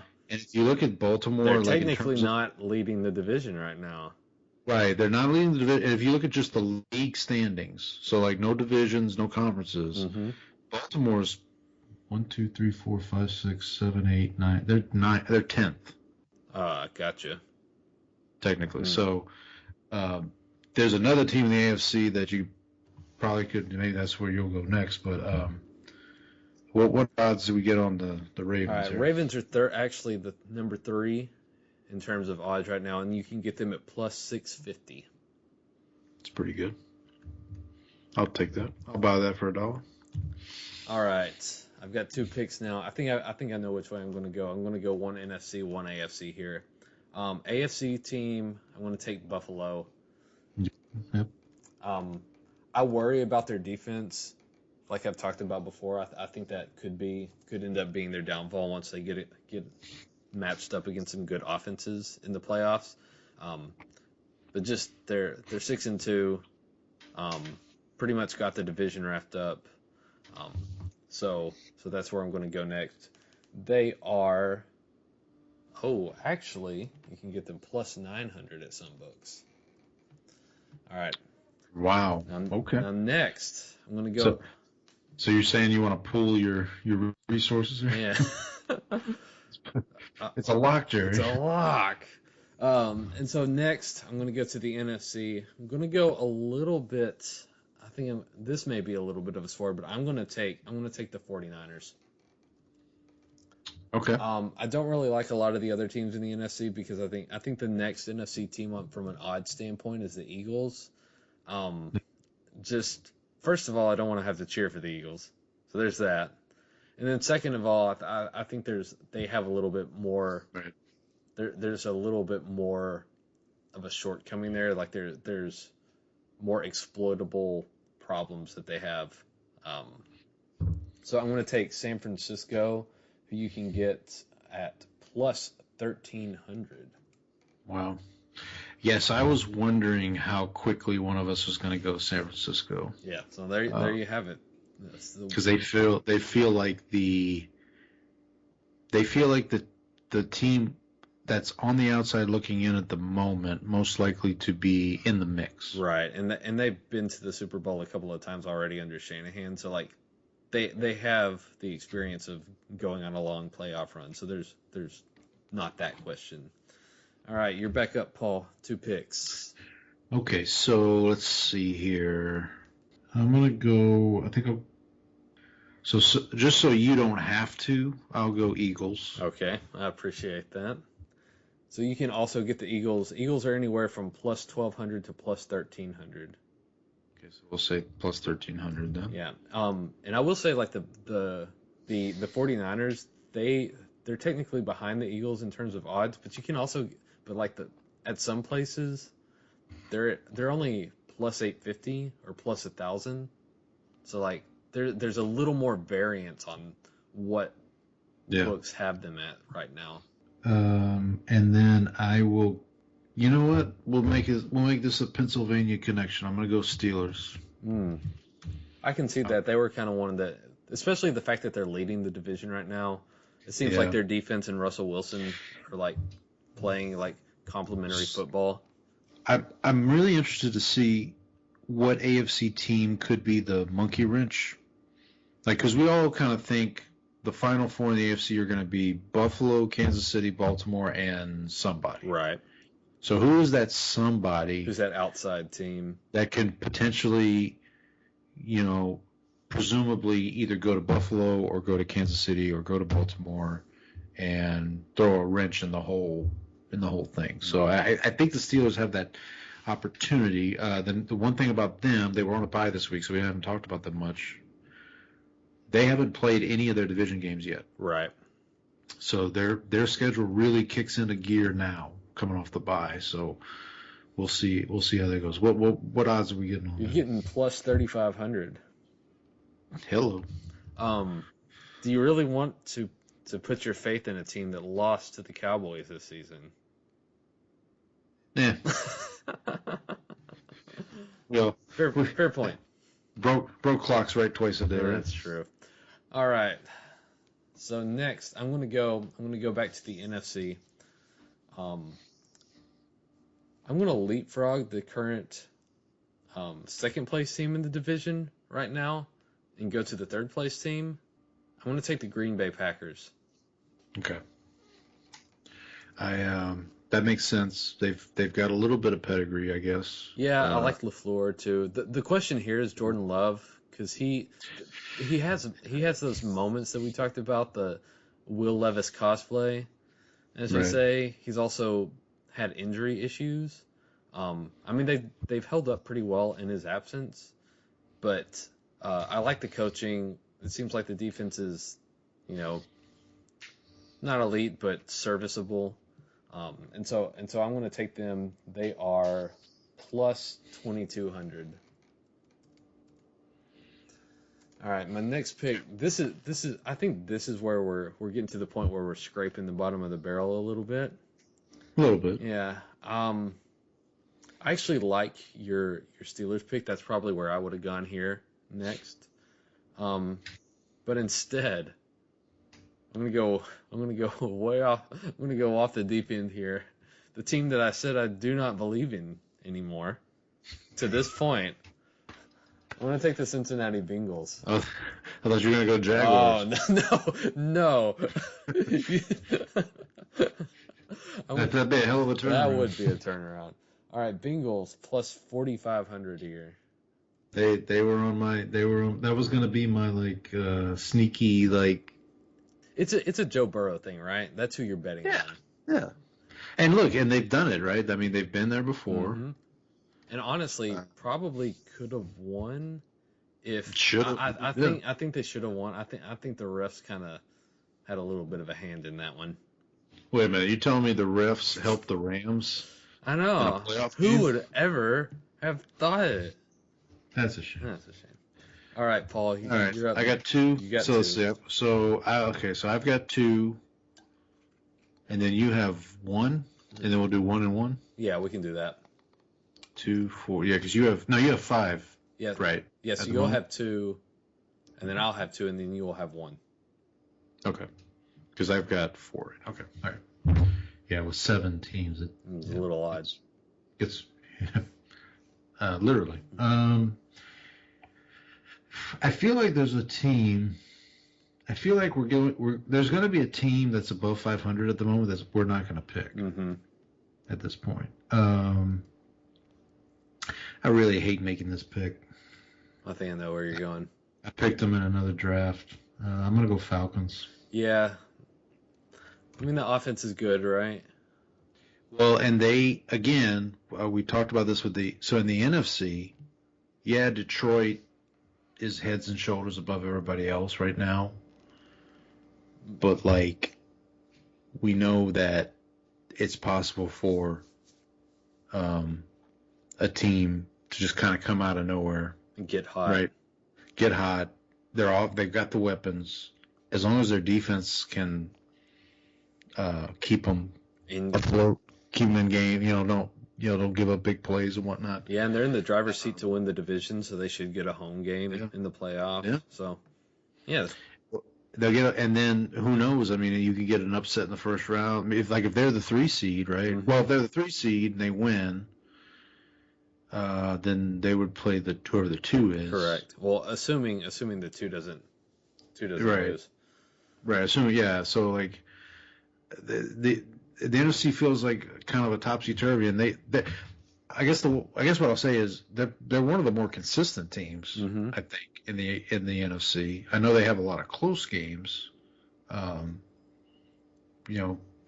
Cousins has some pedigree to him as well. So Right. take that in consideration. And then You're getting, by the way, you're getting plus 2,600 on the Falcons. that feels, man. I thought that number would be bigger. Right. I guess I like the Steelers being better, or is that worse or better odds? Well, I mean, I would say it's better odds from a payout standpoint, but it's basically longer shot, is what they're saying. The Steelers being a longer shot than the Falcons seems Right. a bit odd. Yeah. But I guess I can see it. Pun intended. Okay. Sorry. Sorry, I lost my spot here. I guess I'll go. Nope, I'm gonna go Chargers. Okay. I can see that. I kind of looked at them too. And that's the problem with them is probably going to be the fact that your offensive firepower will be a question. Right. But we know how the playoffs go, right? Mm-hmm. It just takes one game. Yep. You get in a fist fight in one game, and play here or there. We talked about this is the kind of team that can maybe take advantage of that. You can get them at plus 5,000. I was gonna say I figured they'd be at least at what the Bengals. You know what's funny though is like you can like that number goes down at some books to plus 3,500. So like they're plus 3,500, plus 4,000, plus 4,500, plus 5,000. So they're kind of all over the map. Whereas the Steelers are down plus 2,800 to plus 3,500. Yep. All right, you have 2 picks left. These right? will be my final 2 picks. I guess I'm gonna take the commies. Okay. I was wondering No, actually, I take that back. No one's taken the Vikings yet. Yeah. Yeah, I think that's going to be my next move. I'm actually surprised they hung around this long. So Vikings at plus 2,200. I guess I think the question there is we're both not really Sam Darnold believers, even in spite of the fact that like they have good coaching, but you expect him to kind of short circuit this like Kramer sticking a paper clip into a socket. Right. All right, and for my final pick, I think the 2 teams I'm choosing from here, are the Commies, who have a rookie quarterback, and a team you talked about you like and think they can get hot, and that's the Los Angeles Rams. Oh, wow. Yeah. Okay. What the heck? I'll take the Rams plus 5,500. I mean, they've won it before. You know that they'll have the officials in their pockets. So they got that going for them. Hey, you said it, not me. Yeah. So the question will be is like, can they get into the playoffs right now?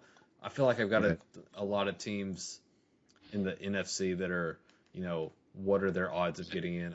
I'm pretty NFC heavy here. It could be a situation where like the Saints. This happened to the Saints one year where like they got hot at the end of the season, and they just didn't make the playoffs because it was too late. Too late, but like nobody wanted to play them. Like if they had gotten the playoffs, they're that kind of team. Nobody would have wanted to. Right. And that's maybe what the Rams end up being this year. Okay, so real quick. So we are not going to select one of the following teams that are above 500 at the moment.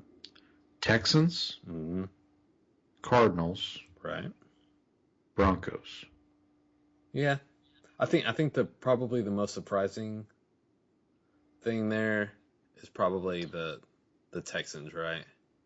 Right. And then you've got the Bears who are at 500. You picked the Bengals. Just for yucks, what's the Jets odds? The Jets right now, I was actually looking at them plus 10,000. Okay, that's. So they're also anywhere from 6,500 to 10,000. So like, there's a lot of play in that number. Yeah, I am gonna.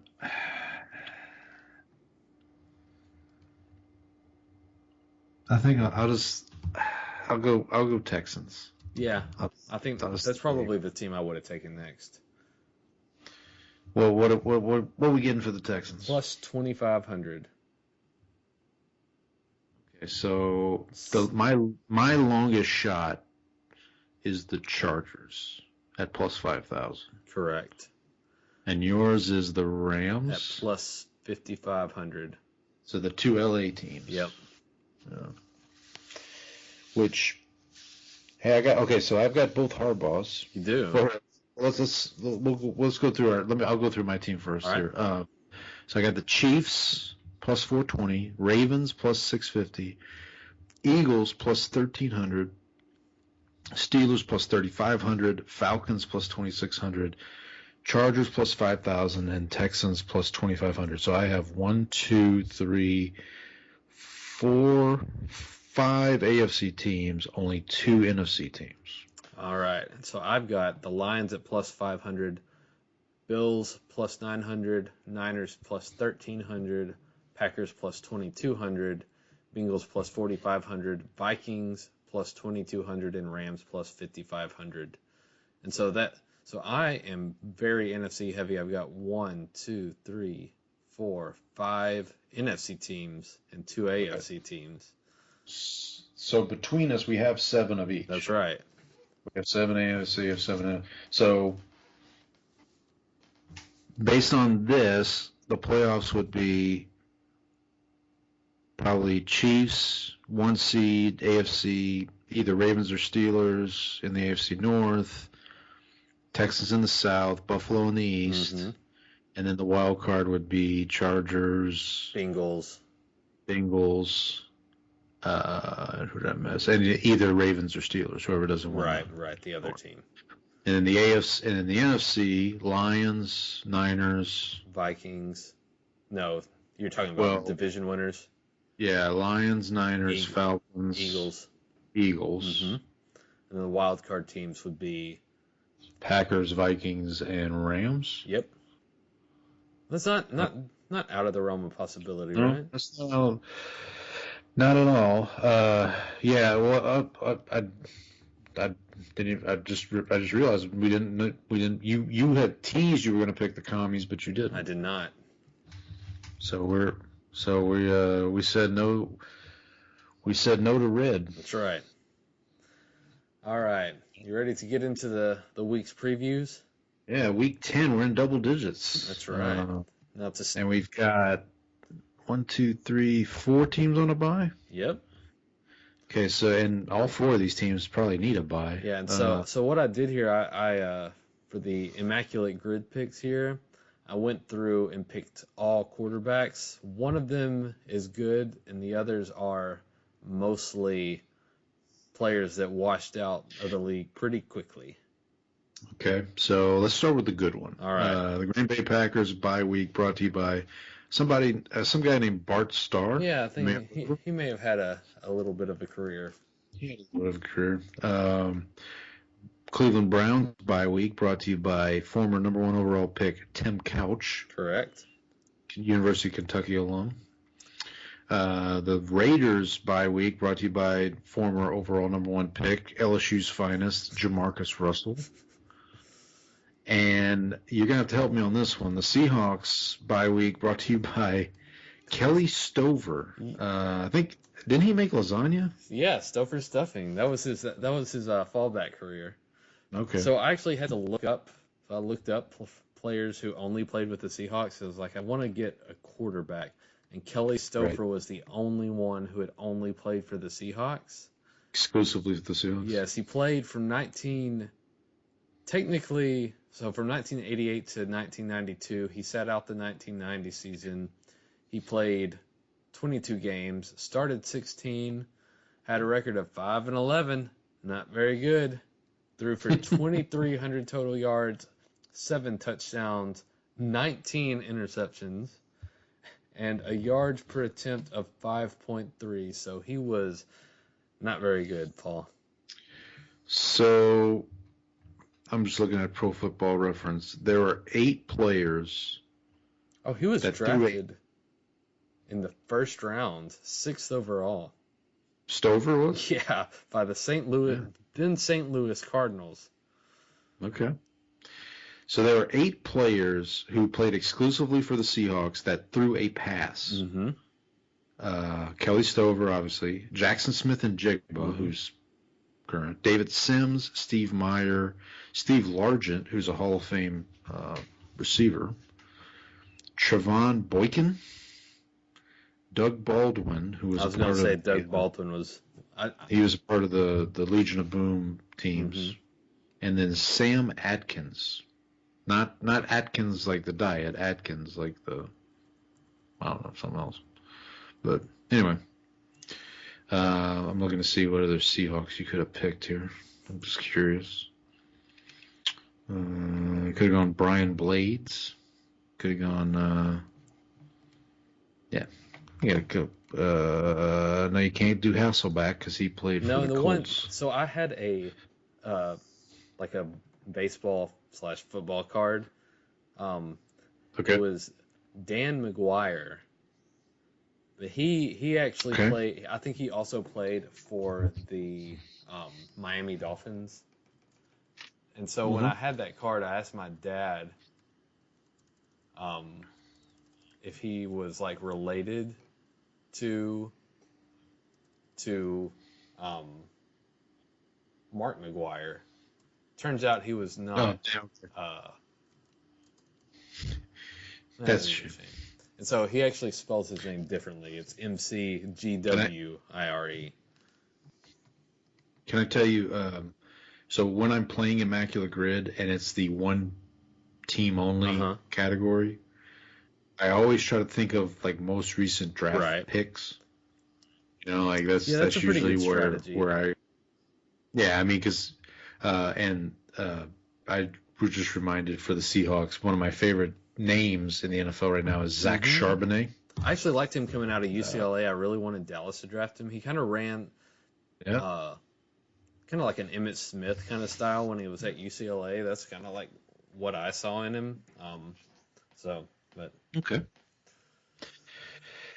All right, well, let's get to the actual teams that are actually playing this week. Lorenzo Neal, Saints legend, Lorenzo Neal, brings you the Thursday night matchup here. Bengals-Ravens. Ravens are laying 5.5. I'm going to lay the points. I'm going to take the points.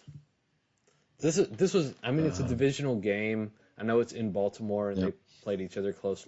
They played each other close last time. Cincinnati probably should have won that game. If their punter could hold a kick, they probably would.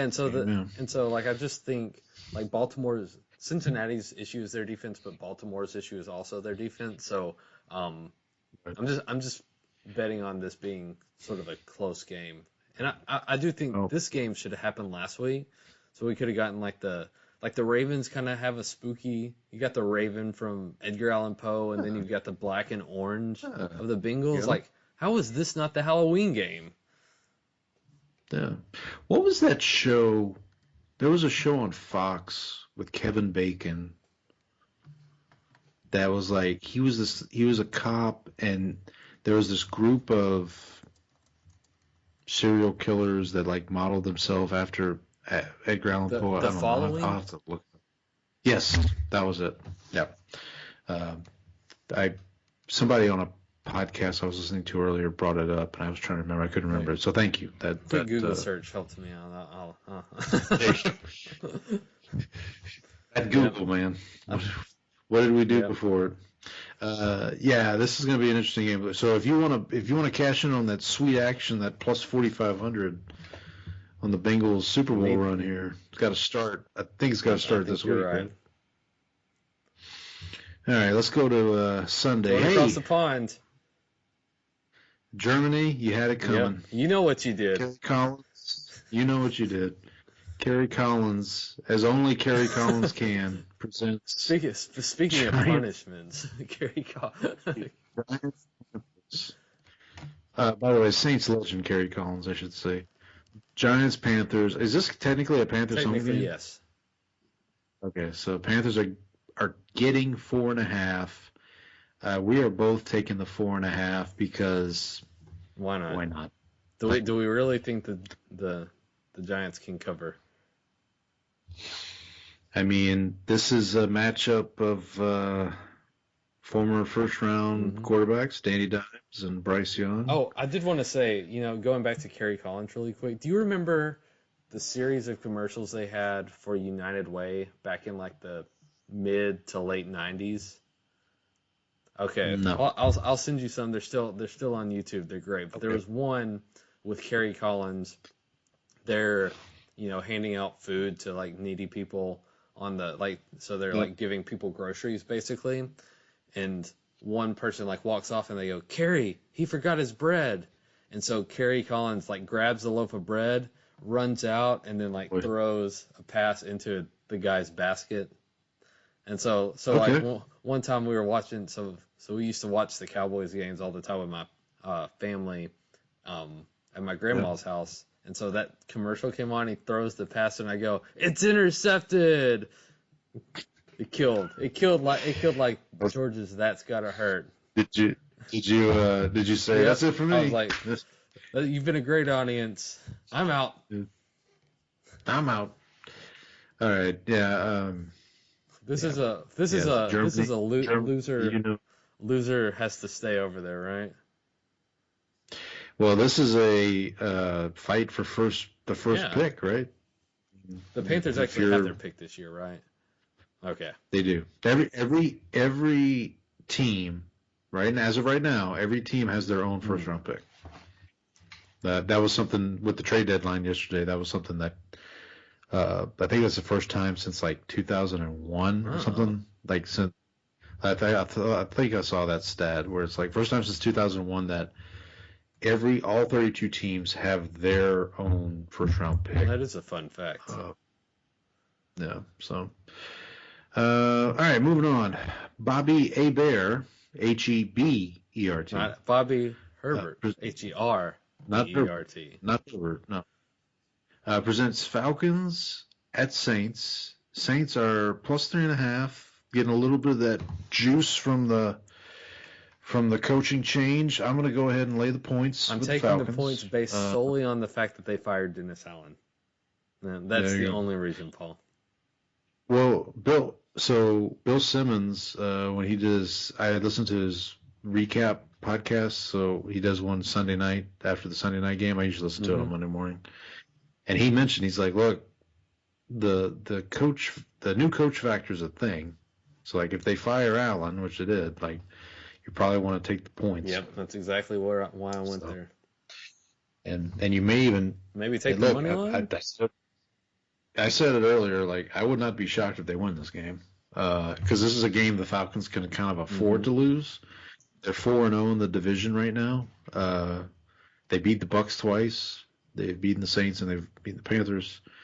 So, I mean, yeah, I wouldn't be surprised. For me as a Saints fan, all I want is I just want them to show signs of life, like just be competitive, like just don't embarrass us. That's basically all I'm asking for at this point, too. Moving on, Brandon Lloyd presents Patriots at Bears. This is a Super Bowl rematch from years gone by. 1985 Super Bowl. 85, the Super Bowl shuffle there with the Bears. Bears are laying 6.5. I'm going to take the 6.5 with the Patriots. I think the Drake might. I don't know why. I thought I took. I think I took the Patriots in this one. I don't know what I'm doing here. I'm gonna have to go look at my picks again. Yeah, because I remember I took a lot of road teams this week. So. Yeah, my upset picks can be tough this week. I laid a lot of points. It looks like. But. Yeah, so I'm gonna take the Patriots in the points here. I will say, if I ever meet Brandon Lloyd, I got a perfect conversation starter. Me and him had the first and middle name, so I don't even need to rely on having the same cufflinks as him. I've got the conversation starter right there. There you go. You don't have to buy his cufflinks from like a... Exactly. All right. Let me check. Yeah, I do have Patriots on here. Patriots plus 6.5 is my pick. What's going on, man? I don't know. I also have the Giants minus 4.5. So I was so just completely disregard what we said about taking the points. I'm laying the points here. Well, no, I did take the Panthers. I'm taking the Giants and laying the points. All right. Moving along here. Cornelius Bennett, linebacker of years gone by, presents Bills at Colts. Colts are plus 3.5. I put Bills minus 3.5. I might change my mind here. The Colts have got to win one of these. You're going to hop on the Flacco train? You're gonna ride with sexy Flacco? No, maybe not. I'll keep it at Bills minus 3.5 for now, but I reserve my right to change my mind. All right. Next up, we have, I'll give you some story on this, but Yannick Ngakoue presents Vikings Jaguars. Okay. So I just had a coworker whose wife gave birth to a baby, and they named him Yannick. So it just feels appropriate to have Yannick Ngakoue. Because as soon as they sent the announcement they named him Yannick, first name that came to mind was Yannick Ngakoue. How many Yannicks do you know? So. Right. Well, mazel tov to them. Congratulations. First of all. That's. Vikings versus Jaguars. Jaguars at home, getting 4.5. Like I said, I took a lot of road teams here. I'm laying the points with the Vikings. I am too, but again, I'm going to reserve my right to change my mind. This feels like a game that should have been in London. Isn't that most of the Jaguars games at this point? No, but like the Vikings played. Didn't the Vikings play in London this year too? Yeah, so I mean, I don't know that. I feel like the Jaguars have been a little feistier lately too, so maybe that's part of it. Yeah, and the Vikings again. We talked about this with the game this past week against the Colts. Like they feel like they're due for a letdown at some point. And this would definitely qualify that because they kind of at this point the Vikings really have to keep pace with the Lions, right? They have to keep winning just to keep up. But we'll see. Like I said, I'm laying the 4.5 right now, but I can actually see. I can see the Vikings or the Jaguars covering there. All right, next up we have Steve DeBerg, no relation to Alex Berg. Presents Broncos versus the Chiefs. Chiefs at home laying 9.5. You're laying the points here. Yeah, I'm not betting against Mahomes. Yeah, the reason I'm taking the points is I think a lot of people kind of over-index on the fact that the Broncos got blown out last week, and then the fact that the Chiefs really haven't covered much this year. Well, yeah, the Chiefs are the kings of the backdoor cover, I guess. Well, I guess allowing the backdoor cover. But yeah, I this is more just and also we should point out Chiefs are on a short week, and the rare early Chiefs game. Yeah, no, you usually get them in a prime time or late window or something, but I guess the Broncos are so bad that they. I don't know. Look, I mean, I would imagine if I'm ranking the early games, I would probably have this is definitely one I want on the TV. It's a divisional game, and the Broncos have a pretty solid defense. Yeah. So, I'll lay the 9.5, and you're taking the 9.5. Okay, moving on here. Tim Rattay, the Louisiana Tech legend, Tim Rattay, by the way. That's why I picked him. 49ers at Bucks. Bucks are getting 5.5. Bucks also coming off a short week off the Monday night game. 49ers are coming off a bye. And bigger than that, Christian McCaffrey, number 1 overall fantasy pick, is finally getting back on the field. Yeah, he's not going to play this week, I don't think, but he's back practicing. No, I think the plan is for him to get in the games. From what ESPN has told me on the little blurbs that I keep clicking on every day, it appears that he is projected to play this week. From what I've seen. For your sake, you hope he does. Yeah. I'm laying the 5.5. I mean, this just feels like a kind of a get-right situation for the 49ers coming off the bye. McCaffrey maybe getting some run. Bucks coming off a short week and a tough loss. It just seems the wheels are going to fall off for the Bucks, I think, here. They're going to start. And look, tough break for them. Godwin getting hurt. Evans is still hurt. I think they expect Evans back. Yeah, that's what I need him back too. Speaking of players that I need back. So we're both laying the points here. Yeah, but maybe Tampa keeps it close. I don't know, but yeah, we're both laying the points. Last early window game, Antoine Randall AKA L. AKA slash 2.0. He was after Cordell Stewart, right? That's right. Cordell Stewart was the original I was thinking, slash. I get them mixed up. I think it's because of that. Because someone was talking about apparently Cordell Stewart had his own signature sneaker back in the day. Yeah, that sounds like a thing. Someone was talking about that, so that made me think of Antoine Randall L as well.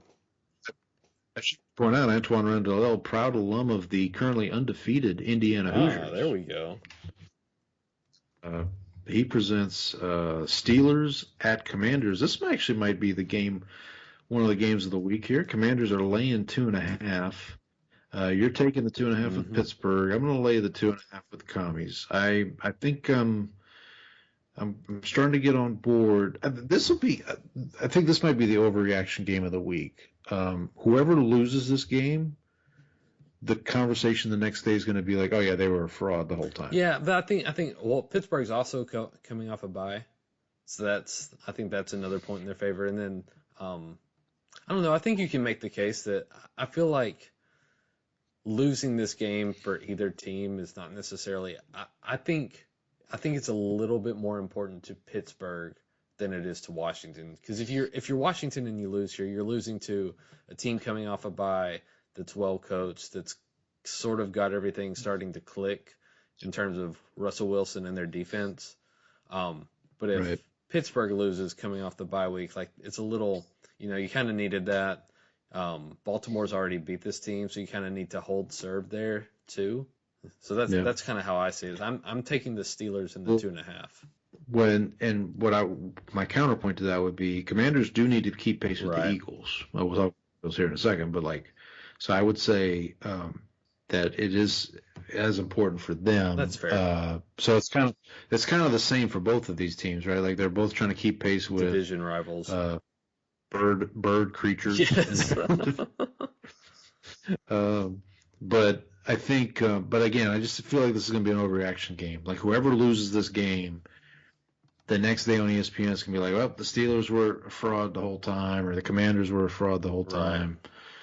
Right. But yeah, we'll see. Late window. I'm gonna let you take this one. All right, Nolan Carroll, cornerback extraordinaire, presents Eagles at Cowboys. Cowboys getting 7.5 at home. You and I are both laying the points just based on the quarterback situation. I don't know. I think at this point for the Cowboys, like the defensive players they've got injured, I think you don't rush anybody back. Well, I was going to ask you that with Micah, what are the chances Micah doesn't play at all? I don't think you shut him down for the year. I still think you let him get in some rest, but I think the threshold for them getting back into the games kind of gets raised a little bit. Okay. I'm just looking on Rebet here. What's the line at now? You can get. Well, it's 7. Well, they haven't locked it yet, but you can get Eagles minus 8.5 at plus 100 right now. So maybe a little bit of an emotional hedge there. Yeah, you can get Cowboys plus 6.5 at plus 100. Yeah, I think that's one I'd stay away from. Money line right now, Cowboys are plus 260. Eagles are minus 340. It would be, given everything, I would still like to win this just to play spoiler at this point. Yeah, and look, it's a divisional game. You guys will keep. I think you guys will keep it close. And the Eagles are prone to allowing teams to keep teams in a game. We saw that with the Jaguars this past. So one bounce here or there. Who knows? Maybe we'll see. I don't have a lot of faith at this point. Well, all right. Speaking of hanging on by a thread here, Adrian Morrell. I'm so glad you this used one's this. Yeah, this one's right up your alley. This is one of my guys, man. Running back Adrian Morrell. I just remembered him being because when I was growing up, the Jets were terrible. And this was their guy. This was the only guy they had that was worth anything. And I think I played him in Madden. I used him a lot in Madden back in the day. So anyway, all that to say, Adrian Morrell presents Jets at Cardinals. Cardinals are laying 0.5 point. Basically a pick 'em. Yeah, it's a pick 'em. Yeah, you haven't learned your lesson, I guess. Huh? No, I'm picking the Jets, which means the Cardinals will win this game. Yep. Handily. Yeah. You're taking the Cardinals. I'm gonna lay the 0.5 point. Now, this all kidding aside, this is kind of an important game for the Cardinals. With the 49ers coming off the bye, playing a vulnerable Tampa team, getting McCaffrey back. Yeah, and then the Rams are not playing till Monday night against the Dolphins. So those are both winnable situations. Seahawks are on a bye. If you lose this, if you're the Cardinals, you could go from first to maybe third pretty quickly. Yeah, that division's so bunched up that there's not a lot of there's no wiggle room for anybody. And if you're the Jets, you got to win, right? I mean, you have to. I mean, the division's out of reach, but for that wild card to be in that wild card mix, you have to start putting some wins together. You got to start stringing some wins together. I know I didn't go over my picks from preseason this week. I haven't gone over a couple weeks, but I know the Jets probably still are the biggest discrepancy. The biggest discrepancy. Them and the Giants probably. All right, last late window game here. Randall Godfrey, remind me, was he Linebacker played with the Cowboys back in the mid 2000s. Was the other Okay.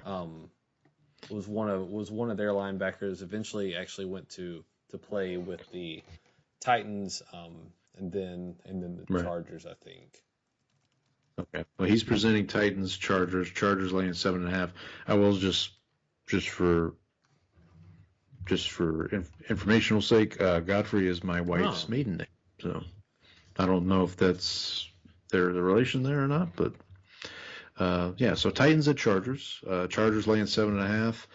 Yeah, we're both laying the 7.5. I don't think Levis is back for this game. If he did, I would be more willing to lay the 7.5. Right.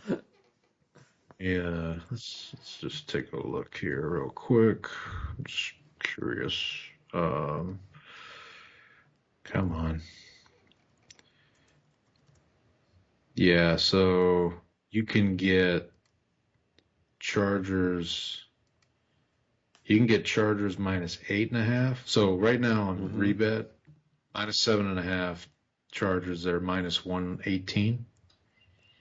You can get them at minus 8.5 at minus 105. Okay. So so it's not like that's the money that's line. something I could get down with. The money line for the Titans is plus 295.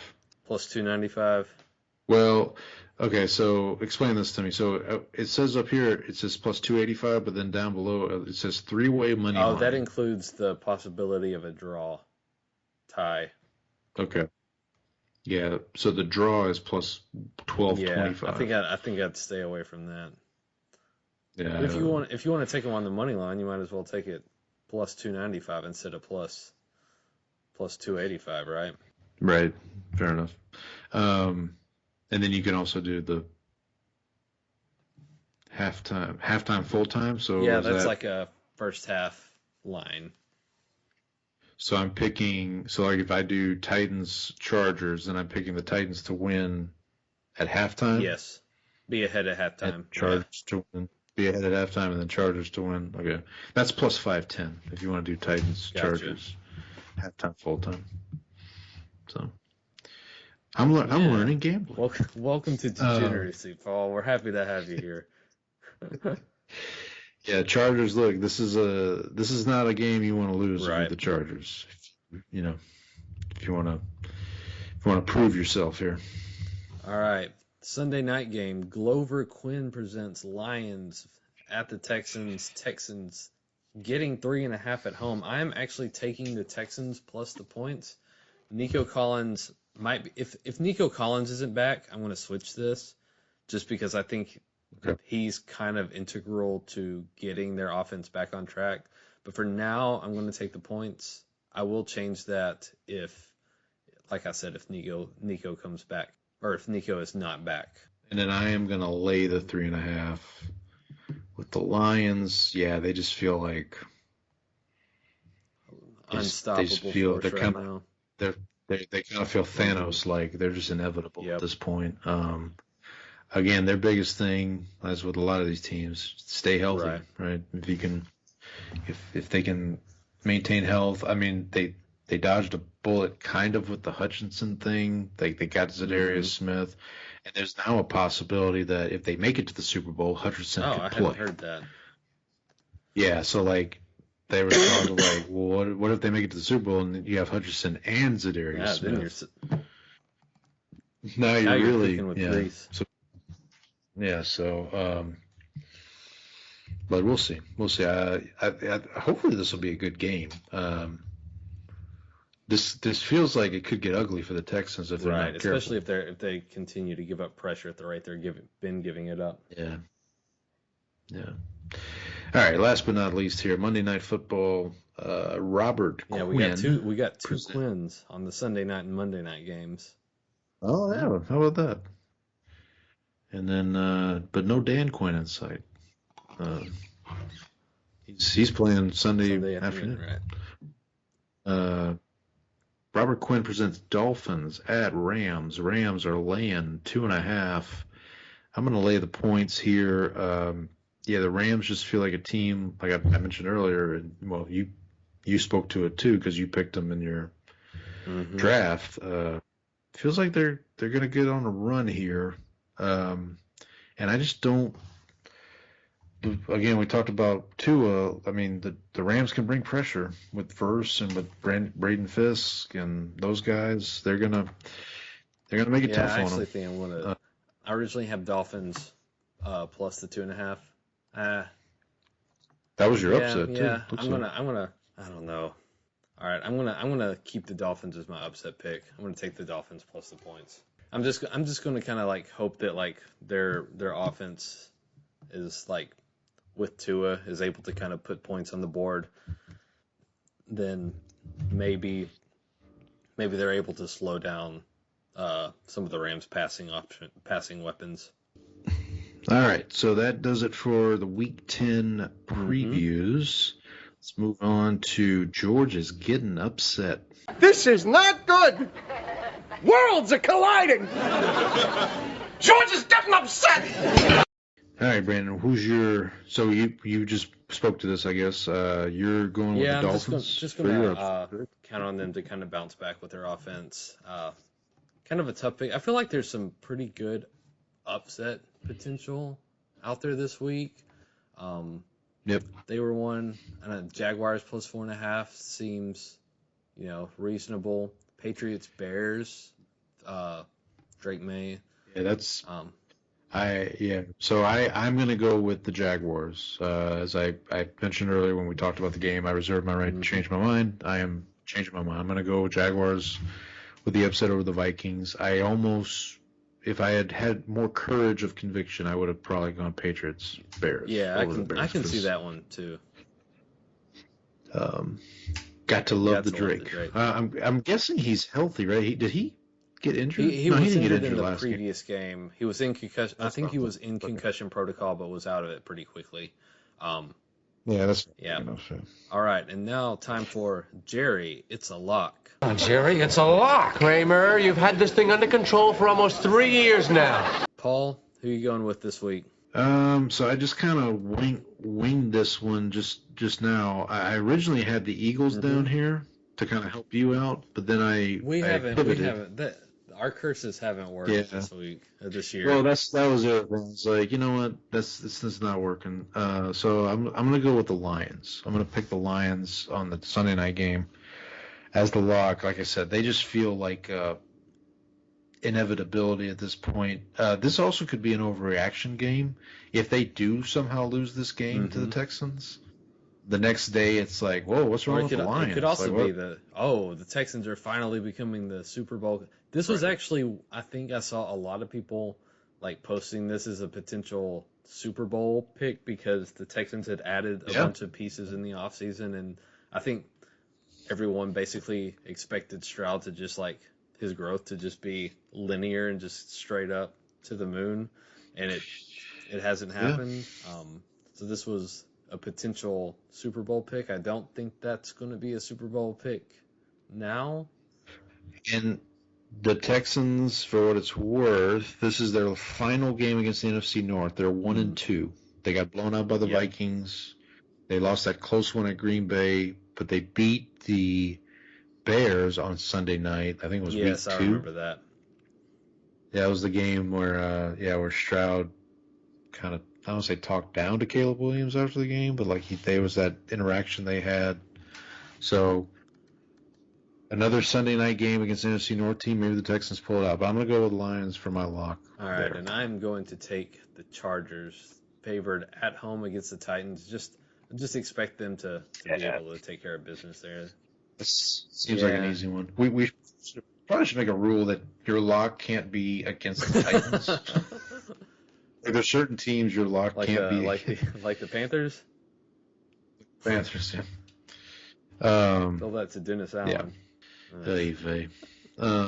Yeah. So, all right. So that's our upsets and our locks for the week. Brandon, anything else you want to tell the fine folks before we sign off? That's it for me. All right. Well, we'll see everybody next week. Hopefully, Who knows? Maybe our teams pull some upsets this week. Yeah, maybe we'll actually be in a good mood to talk about our teams next week. Yeah, maybe we'll have our notes together and all that. But until then, happy football, everybody.